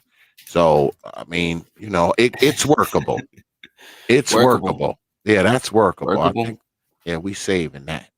Man, we're gonna save that. But I just want to give you an idea of what we have going on, here. And because I want to get into this, to this real estate shit. I want to get into the market, man. I mean, ain't no doubt about that shit. I just don't want to fuck up and lose money and shit, man. Because That's why I told you. I've thrown some That's money why I away told this you. year. Oh, okay, I don't want to. okay. I don't want to do that. Doing stupid shit. Like Bitcoin and shit like that. No, Fucking no. Actually, I throwing money in told the my garbage. clients to. I actually told my clients to profit on the downturn of Bitcoin. So Mm, that's why I'm general finance, but real estate is my thing. okay. So I tell people that profit off of a bubble bursting. That's why when 2 days ago when the market crashed because interest rates was supposed to be going up in 2022, I told people put in the 3x bear and make money on the day in the stock market, cash it out, put money in your pocket. So what you're doing is being very diligent when it comes to your real estate situation because those properties have a lot of upside. Those Yeah. properties, plus the area, you pretty much know that, okay, if I Yeah. do mess around these areas, I don't have to worry about having my construction team with a Glock 40. That Yeah. actually was Yeah. one situation where I was helping one developer in, I think it was either in Clutch City. I was in Clutch City and I had to go into the areas near the third ward. Did not know what third ward looked like, but boy, construction workers and the realtor had to strap up with guns. Yeah. And I And don't. but I don't want to put people in a predicament where, you know, I want the house, especially if the house needs some, renovations and shit like that. You're gonna have crews out there. You're gonna have construction equipment out there and shit like that. You don't want to have a team of Rottweilers and somebody on the fucking roof with a damn Gatling gun every night to make sure Negroes ain't toting your shit off. I mean, you don't want to have to deal with that shit, man. That's my thing. I don't want to have to deal with that shit because, like I said, I know a bunch of construction guys. I work on all their machinery and shit. I can get a motherfucker. I can get people out there to get the you work got done. the advantage. You got Yeah, the I can advantage get because that. a lot of That's people don't know. easy. Yeah, that's See, easy. You See, know? that's easy for you. A lot of people got to be scratching and clawing, trying to figure out how to Nah, negotiate with a contractor. Because there's certain people that nah. say, "How do you negotiate with a contractor?" Well, my rule of thumb is if you really don't know them, do not put the budget up front, all No. up front. No, you got to make them work for it. Put it in a draw, divide it up.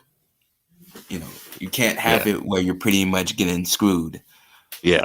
of That's a the thing. contractor walking off or another contractor, a terrible contractor. When I was working with one developer, or pretty much to do with the funds, and he had the construction team.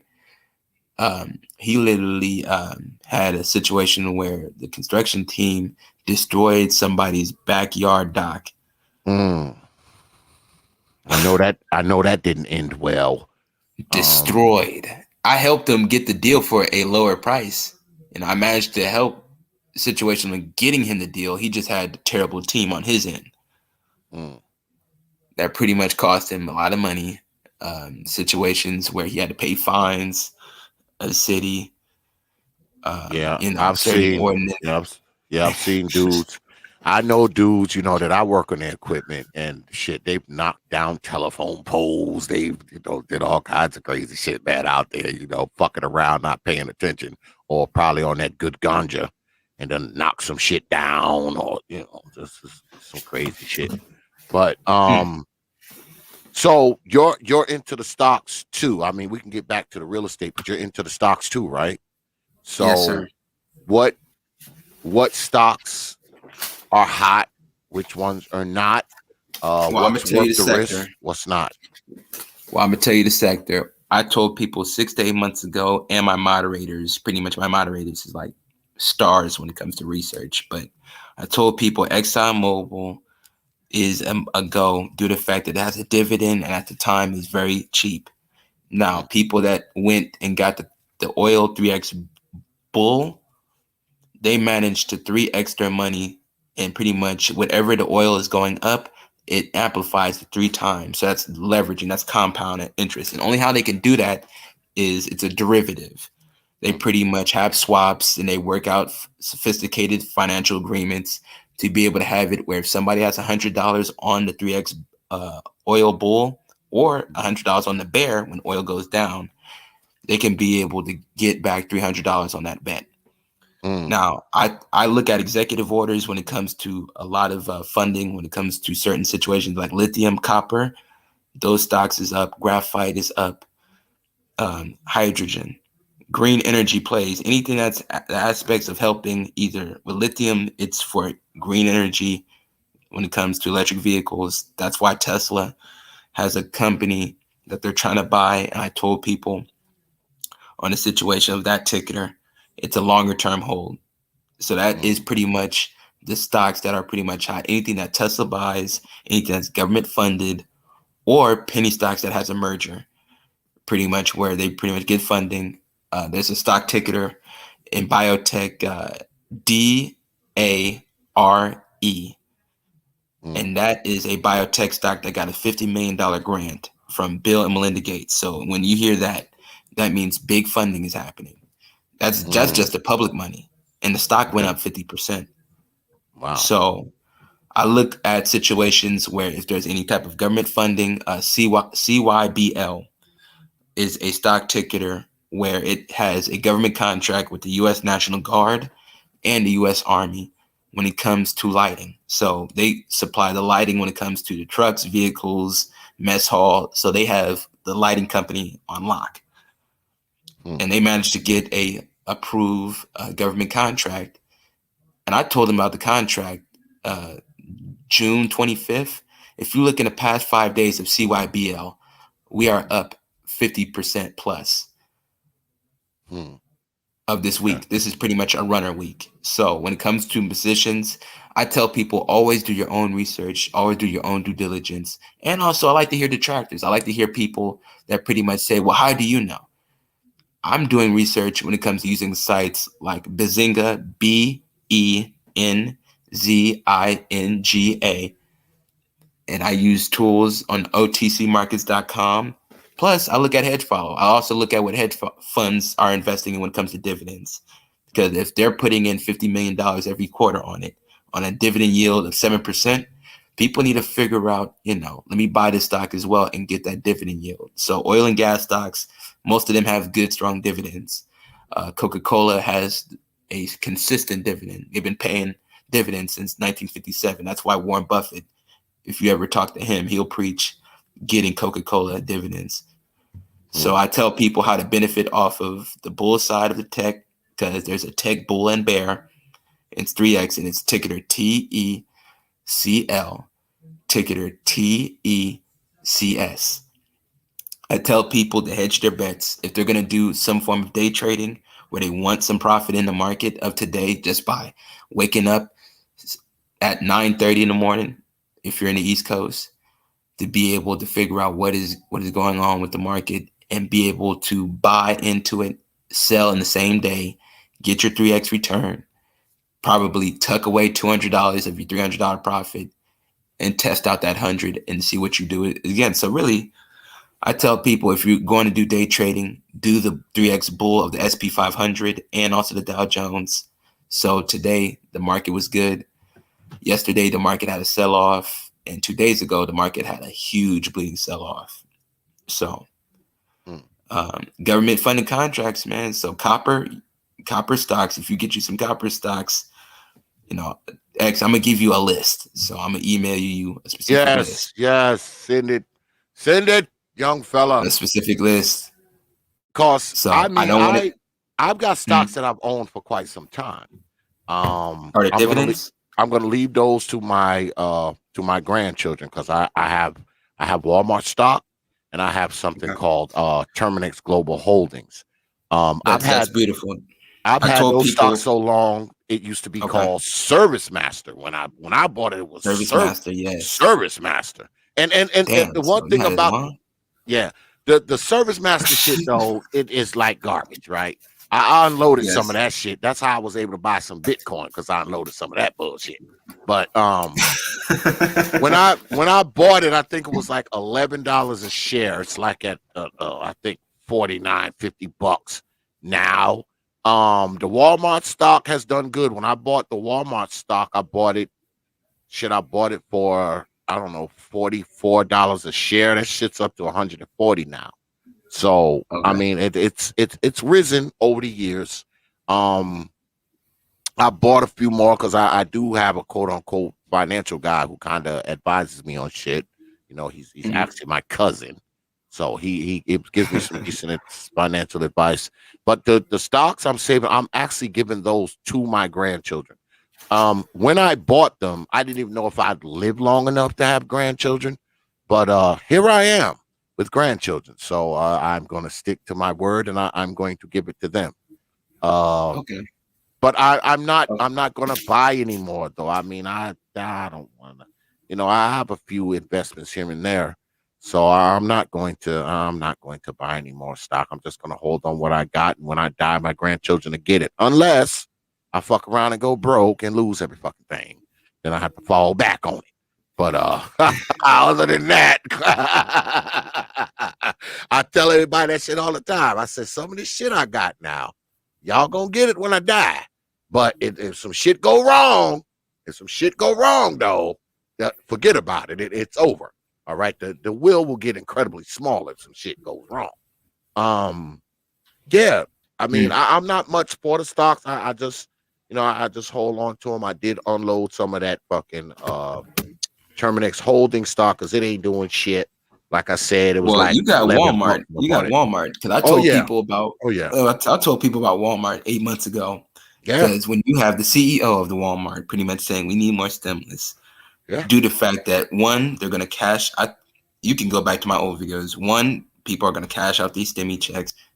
They get to process the fee, and they capture the money off the fee. Two, they make money off the fact that people are going to spend a little bit on consumer goods. So they get double. They get double the money. Plus, Walmart has a lot of tax subsidiaries. Tax credits that pretty much incentivize Walmart to the strongest T. So I told people about that, and Nike, people was like, why Nike stock didn't go up when they saw that it had a $100 billion quarter because of the first and second stimulus plus Christmas sales. I told them, just wait and hold. Fundamentals of the stock will eventually go up, and it wound up going up. Now people feel stupid. Yeah. All the detractors felt really stupid. Well, it has the Walmart stock has a dividend yield of like 1.5%. That's where that's kind of where it kind of sits. So and it's pretty NHI steady. But NHI has a better dividend. Ticker NHI. That's my personal dividend that I buy and hold every month. Set aside $200 to buy every month, and that has a 6% to 7% dividend yield. This is I got to repeat myself once again. This is definitely not financial advice, but this is just something to research. This is educational purposes only. But if you had to do something when it comes to a dividend play, that's actually a good high yield, and it's a stable dividend beyond 5 years. So when somebody try to come on my panel and try to say, "Oh, wait a minute, is this a new?" No, this ain't a new dividend stock that is coming in trying to say we give 12% returns. No, this is a multi-year dividend. So Walmart small dividend, but you really go. People that do option trading, they would love Walmart doing a call option.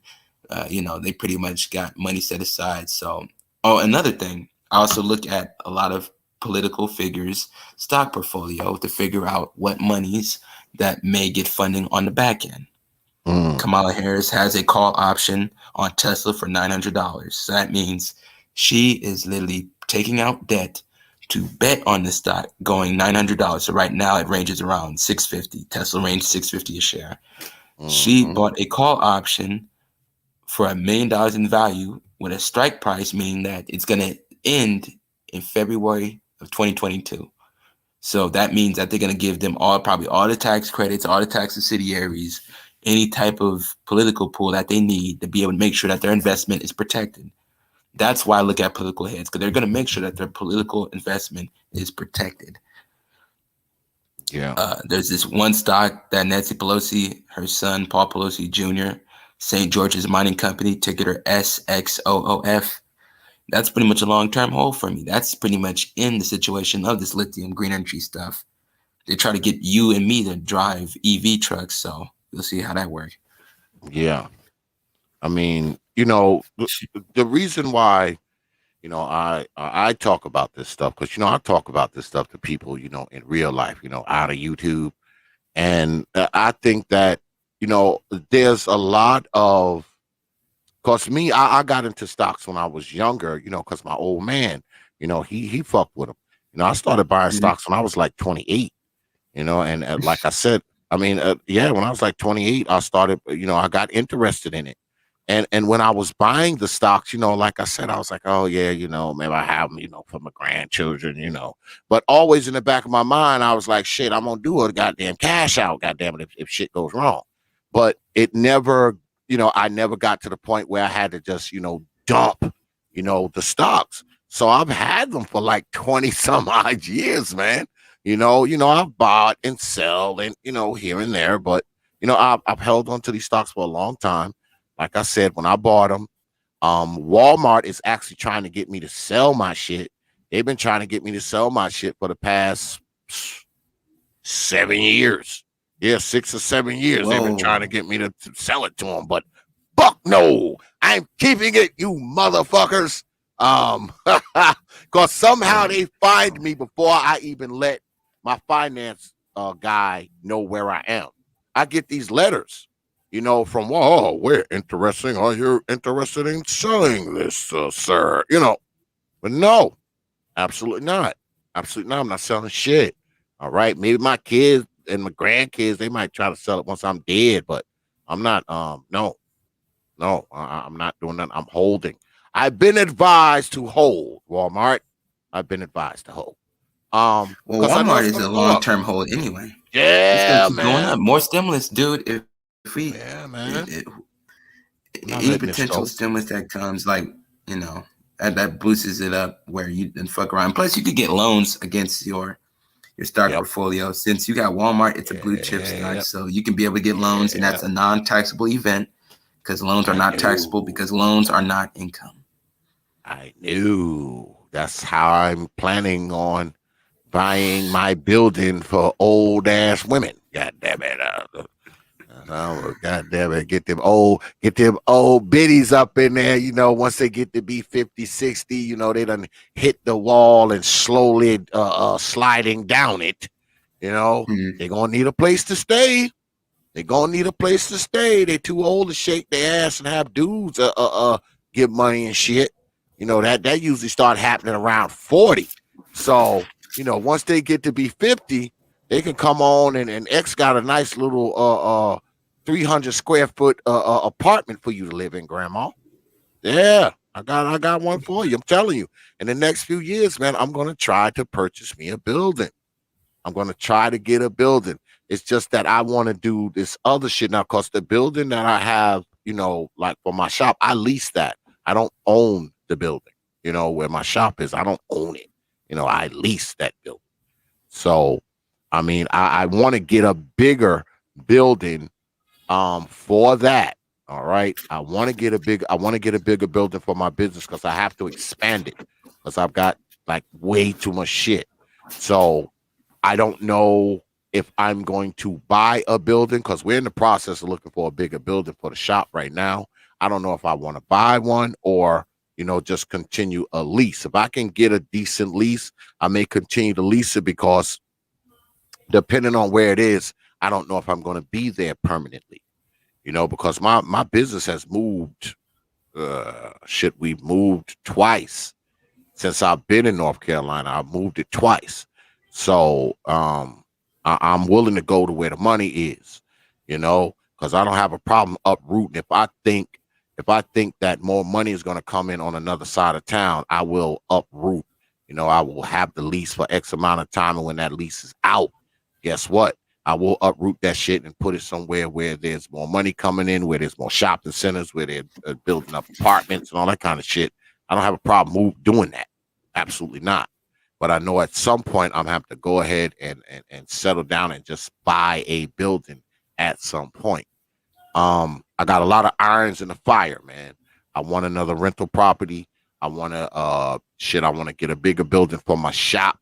I want to get a fucking coin laundry, for my wife because that's one of her things she want to do. She want to get a damn laundry mat, And then the big one is the 8 to 10 unit apartment building for old hoes. That's the big one.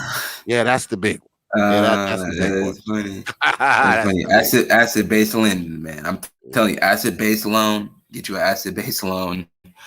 All you got to do is just show that what your plan is. That's why I'm starting to try to help more people to get themselves qualified with their credit, man. A lot of people should either one credit or focus on cash flow where you can be able to get seller financing or doing what you're doing or doing with anybody that got a brain doing tax foreclosures or waiting when the big tsunami, when all those moratoriums is pretty much canceled. That's where you see a whole swamp beast where you're going to get situations where properties that $700,000 pretty much got a debt to $30,000. Whoever that got $30,000 and pretty much get that big asset. So what's your take on because I know you're into the the financing and stuff like that. What's your take on a stated loan? What's your take on stated loans? What do you think about stated loans? Is still out there. Actually, stated loans is still out there. Only thing I could say with stated loans is make sure you got a good exit plan, meaning that you're gonna buy it, build it, and sell it before the dominoes pretty much collapse. Because there's certain situations where there's a term called technical default, meaning that you can do good, your tenant can do good, but your bank goes under because the bank's big homie, the bank's bank, pretty much saying that we need to pay back these situations. You got the money, we need to pay back these mortgages. We pretty much bundle all the mortgages up to be able to get more lending on our end, but we need you to pay your debt to us so we can pay our bills. Meaning that you can do good, I can do good. The tenant pretty much is stellar. But that's a scenario where stated income loans, if you didn't buy, build, and sell out very quickly on Zillow, Realtor, whoever you go into, KB Homes, then that's where, because stated income loans is good because, all thing you got to do is just show your balance sheet. You don't even have to do the tax return verification. So it's a way.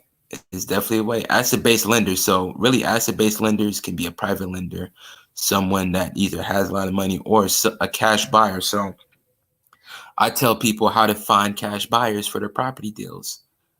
So you would go on propstreamtool.com, look at the cash, pretty much the cash purchases of an area, and it's going to show an LLC. Everything's public record, and PropStream is a tool where you can be able to find these, or you can use Connected Investors Pin tool, but it provides the data of who bought that property at what price and what it sold for. You find out what is pretty much the time period. If it's been bought and sold in 8 month, a year period, then that's a fix and flipper. You can pretty much get lending from fix and flippers, developers, so that you use that tool to create a cash buyers list to be able to say, the joint venture, that's where you would team up with a builder and to be able to leverage the fact that, you got some money set aside, he's a builder, or he can become your lender as well. So that's why you always expand your cash buyers list. So you may not know who you need to leverage. You may need leverage one for a fix and flip deal. You may need a second one to be able to leverage a lending potential. Or you can go on Google and research the real estate developers in that location and, see on what they want, build a relationship, then leverage the loan later. That's what I'm doing with my situation. Provide them deals to where I'm so profitable where I need something, they're ready to go. So it's ways how to be able to finesse certain situations. So stated income loans, good.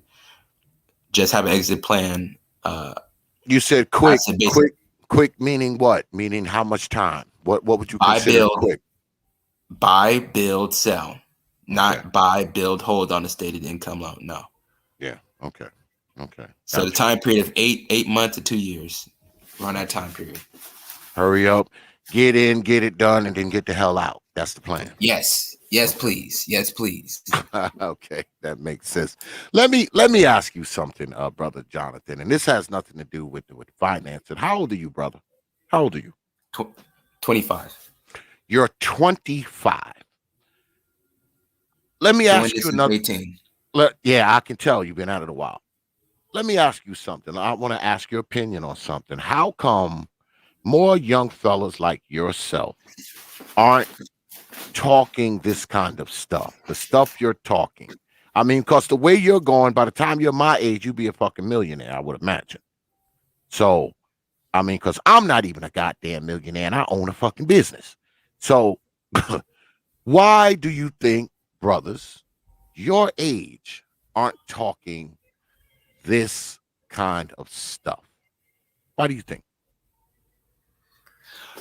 One, it's not necessarily flashy. Two, it's not promoted enough. When the entrepreneur becomes the celebrity superstar, then that's where you're going to see more and more people. But I don't know. I see a pool of people in my age group that is more entrepreneur minded. They're more on the digital entrepreneur aspect than a physical hard asset type of entrepreneur as yourself. But, it can be the influences of everybody trying to be a rapper, everybody trying to be the biggest thing out. Okay, cool. But you're dispositioning yourself intentionally because, all those spots is selecting few. The athlete thing, being an athlete, you're dispositioning yourself because if you don't make it, and it's already limited, the spots is already limited. Plus, they're getting African and a lot of foreigner football players. They got NFL Africa, so they're pretty much already getting their talent and doing a lot of stuff outside of the United States. So that positions you few positions and make harder for people to be able to get those selected spots. So I knew that in high school that if I just keep on being in the library and study, I can be able to beat the competition in my area and have a chance to compete in a global scale. So it's all about global competition with me. I'm studying 10, 12 hours a day when I'm not dealing with clients or I'm not dealing with certain situations that I have to capture some sales on my e-commerce store or look at my stock portfolio. I know that if I keep making sure I pay my taxes and stay alive, I'm doing what I need to do and stay out of jail. Yeah, if I do those things, gotta stay away from there. I didn't want to keep you too long, but you got to come back at some point, brother Jonathan. You have to come back, man. This was good stuff tonight. If y'all didn't check it out, go back, rewind it. We talked about pretty much everything. We talked about tax foreclosures. We talked about investing. We talked about commercial real estate, residential real estate, rental properties. I mean, development, all of that, negotiation, construction crews. We talked about all of that shit, man. A lot of stuff got packed into these 2 hours. Brother Jonathan, young man, I'm proud of young men like you. You hear me? I'm very proud of young men like you. What you represent, how you carry yourself, and your focus on this financing thing. And you taught me some shit tonight that I didn't know. All right. And I'm a person who owns property. But some of these things I did not know. I'll say again, I'm very proud of young men like you, man. And when I first encountered you though on my channel, I knew you was a bright young fella. And I like bright young fellas, man. We need more of you.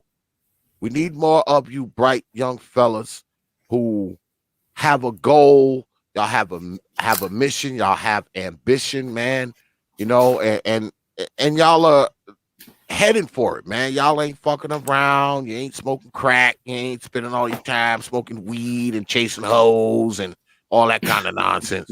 Because see, that stuff distracts you. A person like you cannot do what you do if you're doing all that other stuff. That other stuff has to be an extra. You do that when you can. All right. You don't spend all your time doing that. And like I said, man, I appreciate you, young fella. You gotta come back, man. And I appreciate you spending your time, man, and agreeing to doing this, my brother. I do. I appreciate it. No problem. No problem, man. No problem. Like I said, man, you gotta come back at some point, man. And we gotta do something else. And maybe we can get some more eyes on it. And if people were to listen to stuff like this, man, maybe a lot of us could get up out of that poverty shit. And, maybe a lot of us wouldn't have to sell drugs and do all this kind of bullshit, rob liquor stores and steal cars and shit like that. We wouldn't have to do all that nonsense, Yeah, they don't have to do that. If they, they doing what you doing, starting young, having a focus, understanding the market, all that kind of shit, real estate, financing, stock, development, construction, all that shit, man, investing. If we got a bunch of brothers like you in the hood would slowly not be the hood anymore for the most part. Yeah. We can protect our real estate properties. We don't have to deal with crime being so hot where real estate values go down 20%. Yep. Because that's all it does. In the neighborhood where Negroes getting shot every Friday, they running around there and stealing and robbing and breaking into people's houses and having goddamn pit bull fights and shit. The property value around there is going to be crap. It's going to be crap. The houses look like junk. Motherfuckers got half of engines on the front lawn. That kind of shit. I mean, there's no money there. There's no money there. Because I see these neighborhoods, motherfucker got half an engine on the front lawn, the couches. It looked like somebody just took a bag of garbage, put a hand grenade inside the bag and pulled the pin and just threw it in the yard and let that shit explode the garbage all over the yard.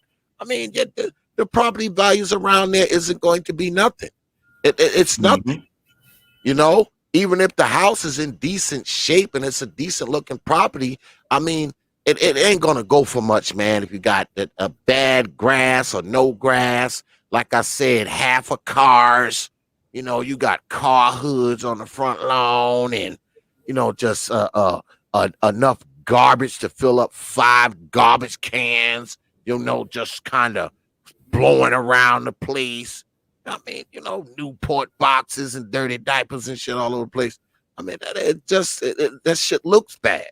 It looks bad. When you pull up into a neighborhood like that, you don't have good feelings, man.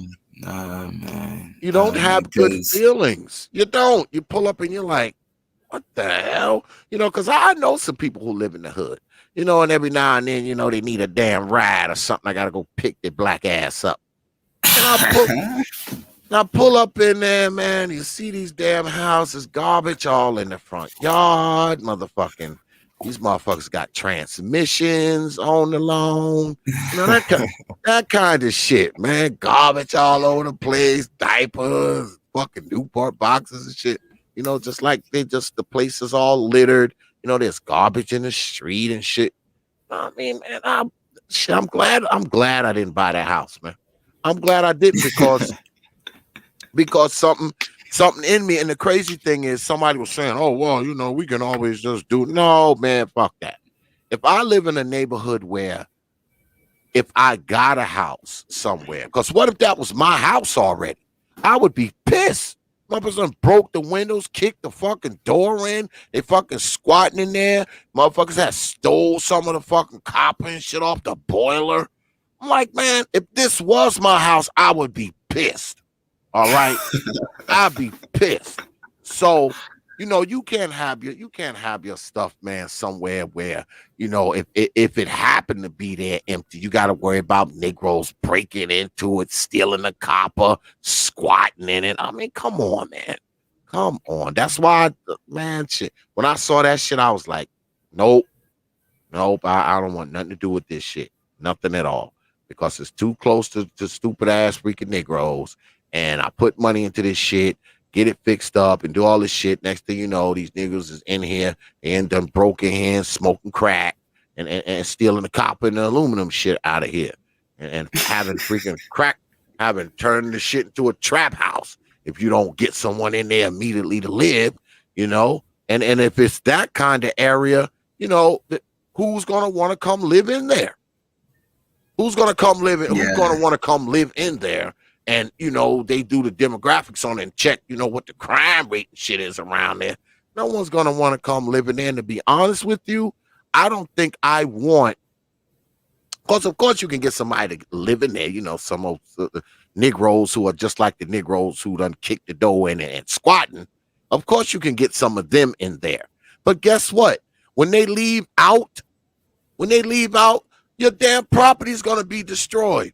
There'll be holes in the wall, holes in the floor. Niggas done killed all the grass around the property. Done killed it all. Because the grass hurts the value more than anything. Grass and trash. Yeah, man. Your shit'll be, because I know people who own a couple rental properties, and they get these damn tenants out of there. And, these motherfuckers done destroyed the stove. They done destroyed the yard. There's holes in the walls, and the sink is half hanging. That kind of shit. Knobs broken on the faucets and all kinds of shit. Holes in the door half hanging off the hinge. You got to deal with that shit, man. I don't want to deal with that shit. I get a rental property. I want the decent motherfuckers move in there. They ain't messing up my shit. I don't have to worry about Negroes around there breaking into the property and shooting, micromanaging, or stabbing them or something like that. I want them to be comfortable when they come to my shit. I want to be able to say this is a really good neighborhood. You don't have to worry about the crime. I want to be able to say that. If I would have bought that house, I wouldn't have been able to say that, because guess what? I already got to fix the door, fix the window, all right, redo the copper piping for the boiler and hot water heater and shit. So how am I going to tell these people, oh, this is a good neighborhood? No, the fuck it's not. I just spent I don't know how many grand fixing the shit that the squatters done broke and stole. So I couldn't even tell them that. So that's where I'm at with it, man. People tell me, they're like, oh, you should buy some property in the hood. Fuck no. I ain't doing that shit, man. You ain't no developer. You ain't no big developer. Nope. Only body that wins is like the situation when it comes to this old block in Chicago. You're having private hedge funds, developers. You have the owner of Chicago Bulls and the owner of Dan Gilbert. And he's developing Detroit as we speak. So they got multi-billionaire people really trying to take over that area. They need it by all costs. I don't have money like that. That's near downtown. Because anything near downtown, that's why if you're gonna do something that's in the heart of the hood, you have to know where development is coming and the opportunity zones and the tax cuts, tax credits. You could be able to take advantage of that. That's only how. And that's a developer move in general. So can't buy none in the hood, man. I mean, like I said, I'm not a developer. I don't have money like that. I have some money, to operate with, because I do okay for myself. But I mean, shit. No, man, I ain't fuck around in the hood, man. Sorry, Negroes. I can't do it. I can't do it, Negroes. I can't do it. I can't do it. I cannot do it. But brother Jonathan, man, once again, man, I appreciate you, young fella, man. And it's a pleasure. Don't take too long to come back, brother. All right. And send me that list, please, sir. All right, man. All right, my brother. Send me the list immediately. All right.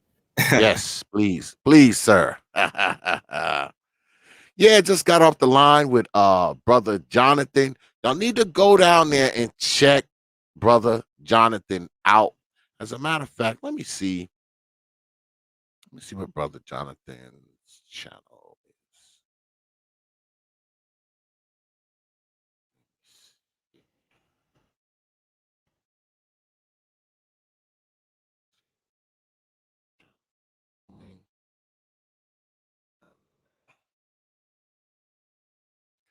Yeah, we got to get brother Jonathan to 1,000 subscribers, man.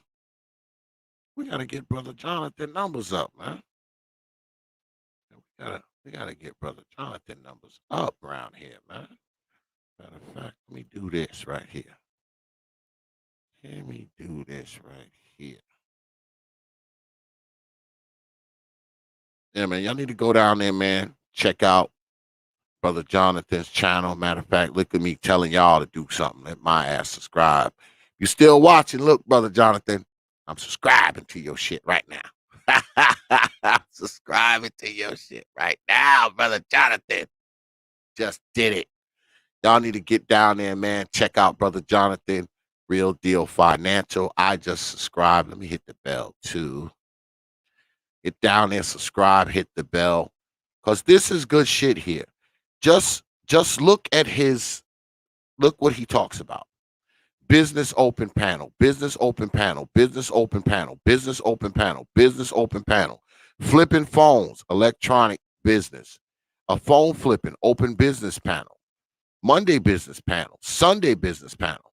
Business live stream. All right. Financial stream. All right. Financial stock and crypto plus real estate panel. All right. This is what this young fella talks about, folks. It's what he talks about. The Fed crashed the market.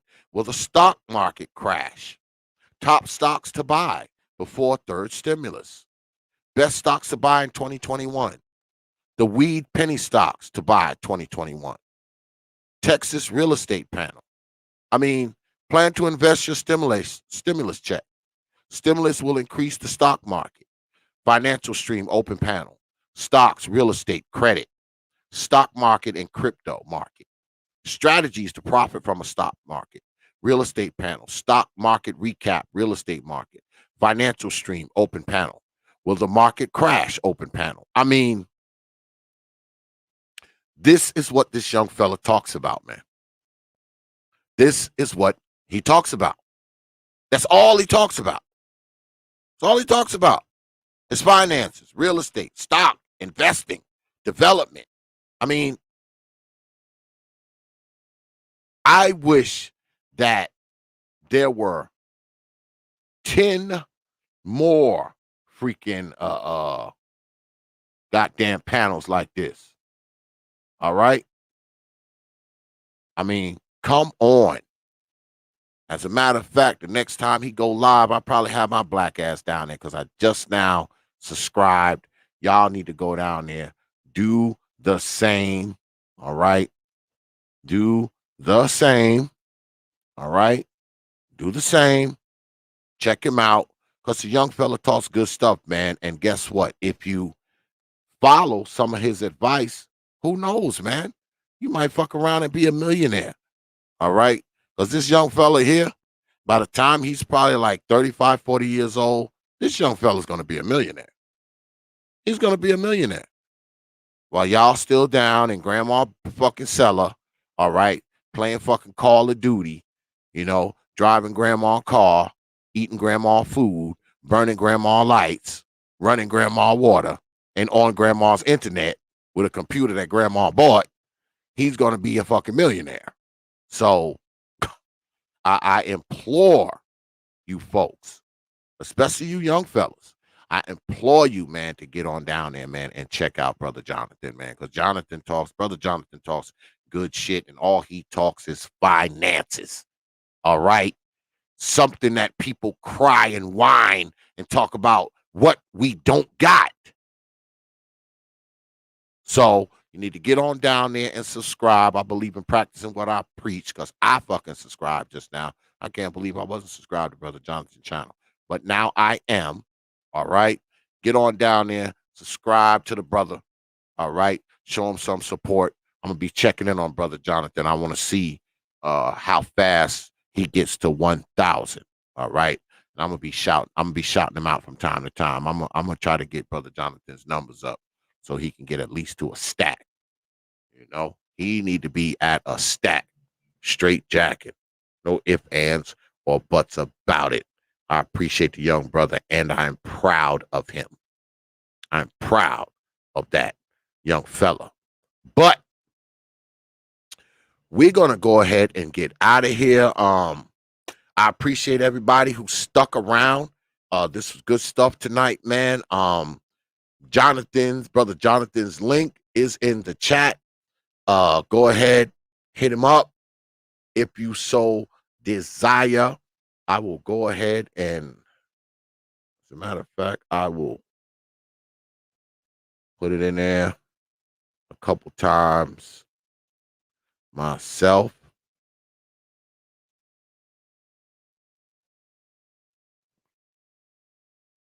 Go ahead and put Brother Jonathan's link in there. Y'all get on down there, man, and check this young fella out, man. You won't be disappointed, I'm sure. All right. I don't have any programming notes for y'all tonight. I know y'all glad because y'all get tired of me going programming notes. We don't have no programming notes because I'm supposed to be, I don't know what's going on, y'all, because I'm supposed to be going to New York. We might leave Sunday. I don't know if I'll be back by I don't know if I'll be back by Wednesday night. If I don't know, because I'm supposed to have 2 debates this week, actually. Yeah, 2 debates going on this week. So I don't know what I'm going to do, y'all. I don't know if I'm going to take my stuff with me. I really don't want to do that because I got a lot of shit. I operate off of like 3 screens. So I don't know if I want to take all the shit and the lights and the lamps and the mics and the bullshit. I don't know if I want to do that. And I don't believe in streaming off of my phone. So we'll see, man. We'll see how it goes. You know, it all depends. It all depends on how long we're going to be out there. I don't know if I'm going to be out there for 4 or 5 days. I may only be out there for a couple days, and I might be back here by Wednesday. But I am supposed to have 2 debates this week, y'all. So we will see how it goes. I appreciate y'all hanging out with us. You know, the good folks out here and the good folks who hang out in here. It's always a pleasure, man. Like I always say, man, I don't take you good folks lightly. I never have, and I never will. You got my word on that. Special shout out to Brother Jonathan for coming through. Good stuff tonight, young fella, and make sure you make your way back on the T.P.O.T YouTube page. You know. So, with that, I will leave you good folks with 3 words. You know, like I always do. Open your minds. Hours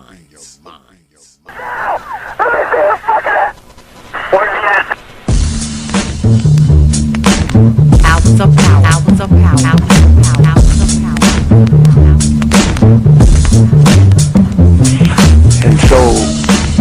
Community is where you control your police, you control your commerce, you control your education, you control your house. We don't control none of that. We live in a hood. Huh? Well, what about the Negroes that get out? Oh, well, see, my cousin, they say he's a multi-millionaire, almost at $1 billion. Three PhDs, working on 2 more. Driving down the street in Chicago in his Rolls Royce, enjoying himself, and he hears these sirens and looks through the mirror and sees this cop car flashing lights. He squeezed the steering wheel, man. Heart beats fast. Because he knows the price of a Negro, what it could be. And then when that cop car passed him by, he said, thank God he wasn't after you in the first place, punk. That Negro thing you can't get away from. It's universal. They wasn't coming after you. With all your millions, with your Rolls Royce, with your PhD, didn't help. That's the hood. Huh? Why do you think you never pick up the paper until you read over and over and see white families? You think it's thousands of black cops in America. Why don't you see white families crying as black cops shot my loved one 42 times in the back of the head? Why do you think black cops are that? You think they're more spiritual? Think they're better? No! They got enough sense to know that white folks ain't gonna tolerate it. And I will stop in our neighborhood when we decide we will not tolerate it. Now, if we was organized, which is hard to organize people who are just gonna run crazy and you don't know you're crazy. But if we were, with the money we have, and the many people who would come to our aid that don't know what it's like to be a Negro, and we said, if we said, look, we saying, if we don't get a federal law to deal with police brutality, that anytime a cop or anybody carry a gun, have to have a license just like you used to drive a car. And if you use it wrongly, you lose your license. And if it's upheld, you can never work again as a cop or a store guard or a private detective. How do you get Congress to push that through? Well, you take your economic power and you call on your friends, black, white, young and old, and say, this coming Christmas, if we don't have a federal law to outlaw police brutality by law, then we call them for a nationwide boycott of Christmas and it'll start on Thanksgiving. Well, let me tell you what that means. 79% of all retail in America happens between Thanksgiving and Christmas. People stay in business all year, lose money just for Christmas, huh? Well, what happens now? Factory Avenue, Toys R Us, Sears and Roebuck, Westinghouse. They will get the bill, and all they got to do is make one phone call and say, Harry, that's the senator, I want that bill pushed through in 3 days. Okay, it's an economic thing.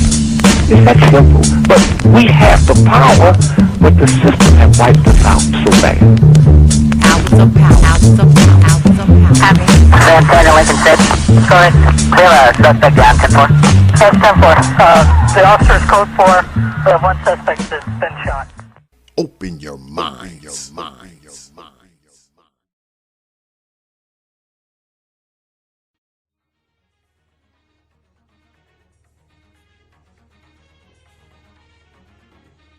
Only from T.P.O.T. Media. Open your mind.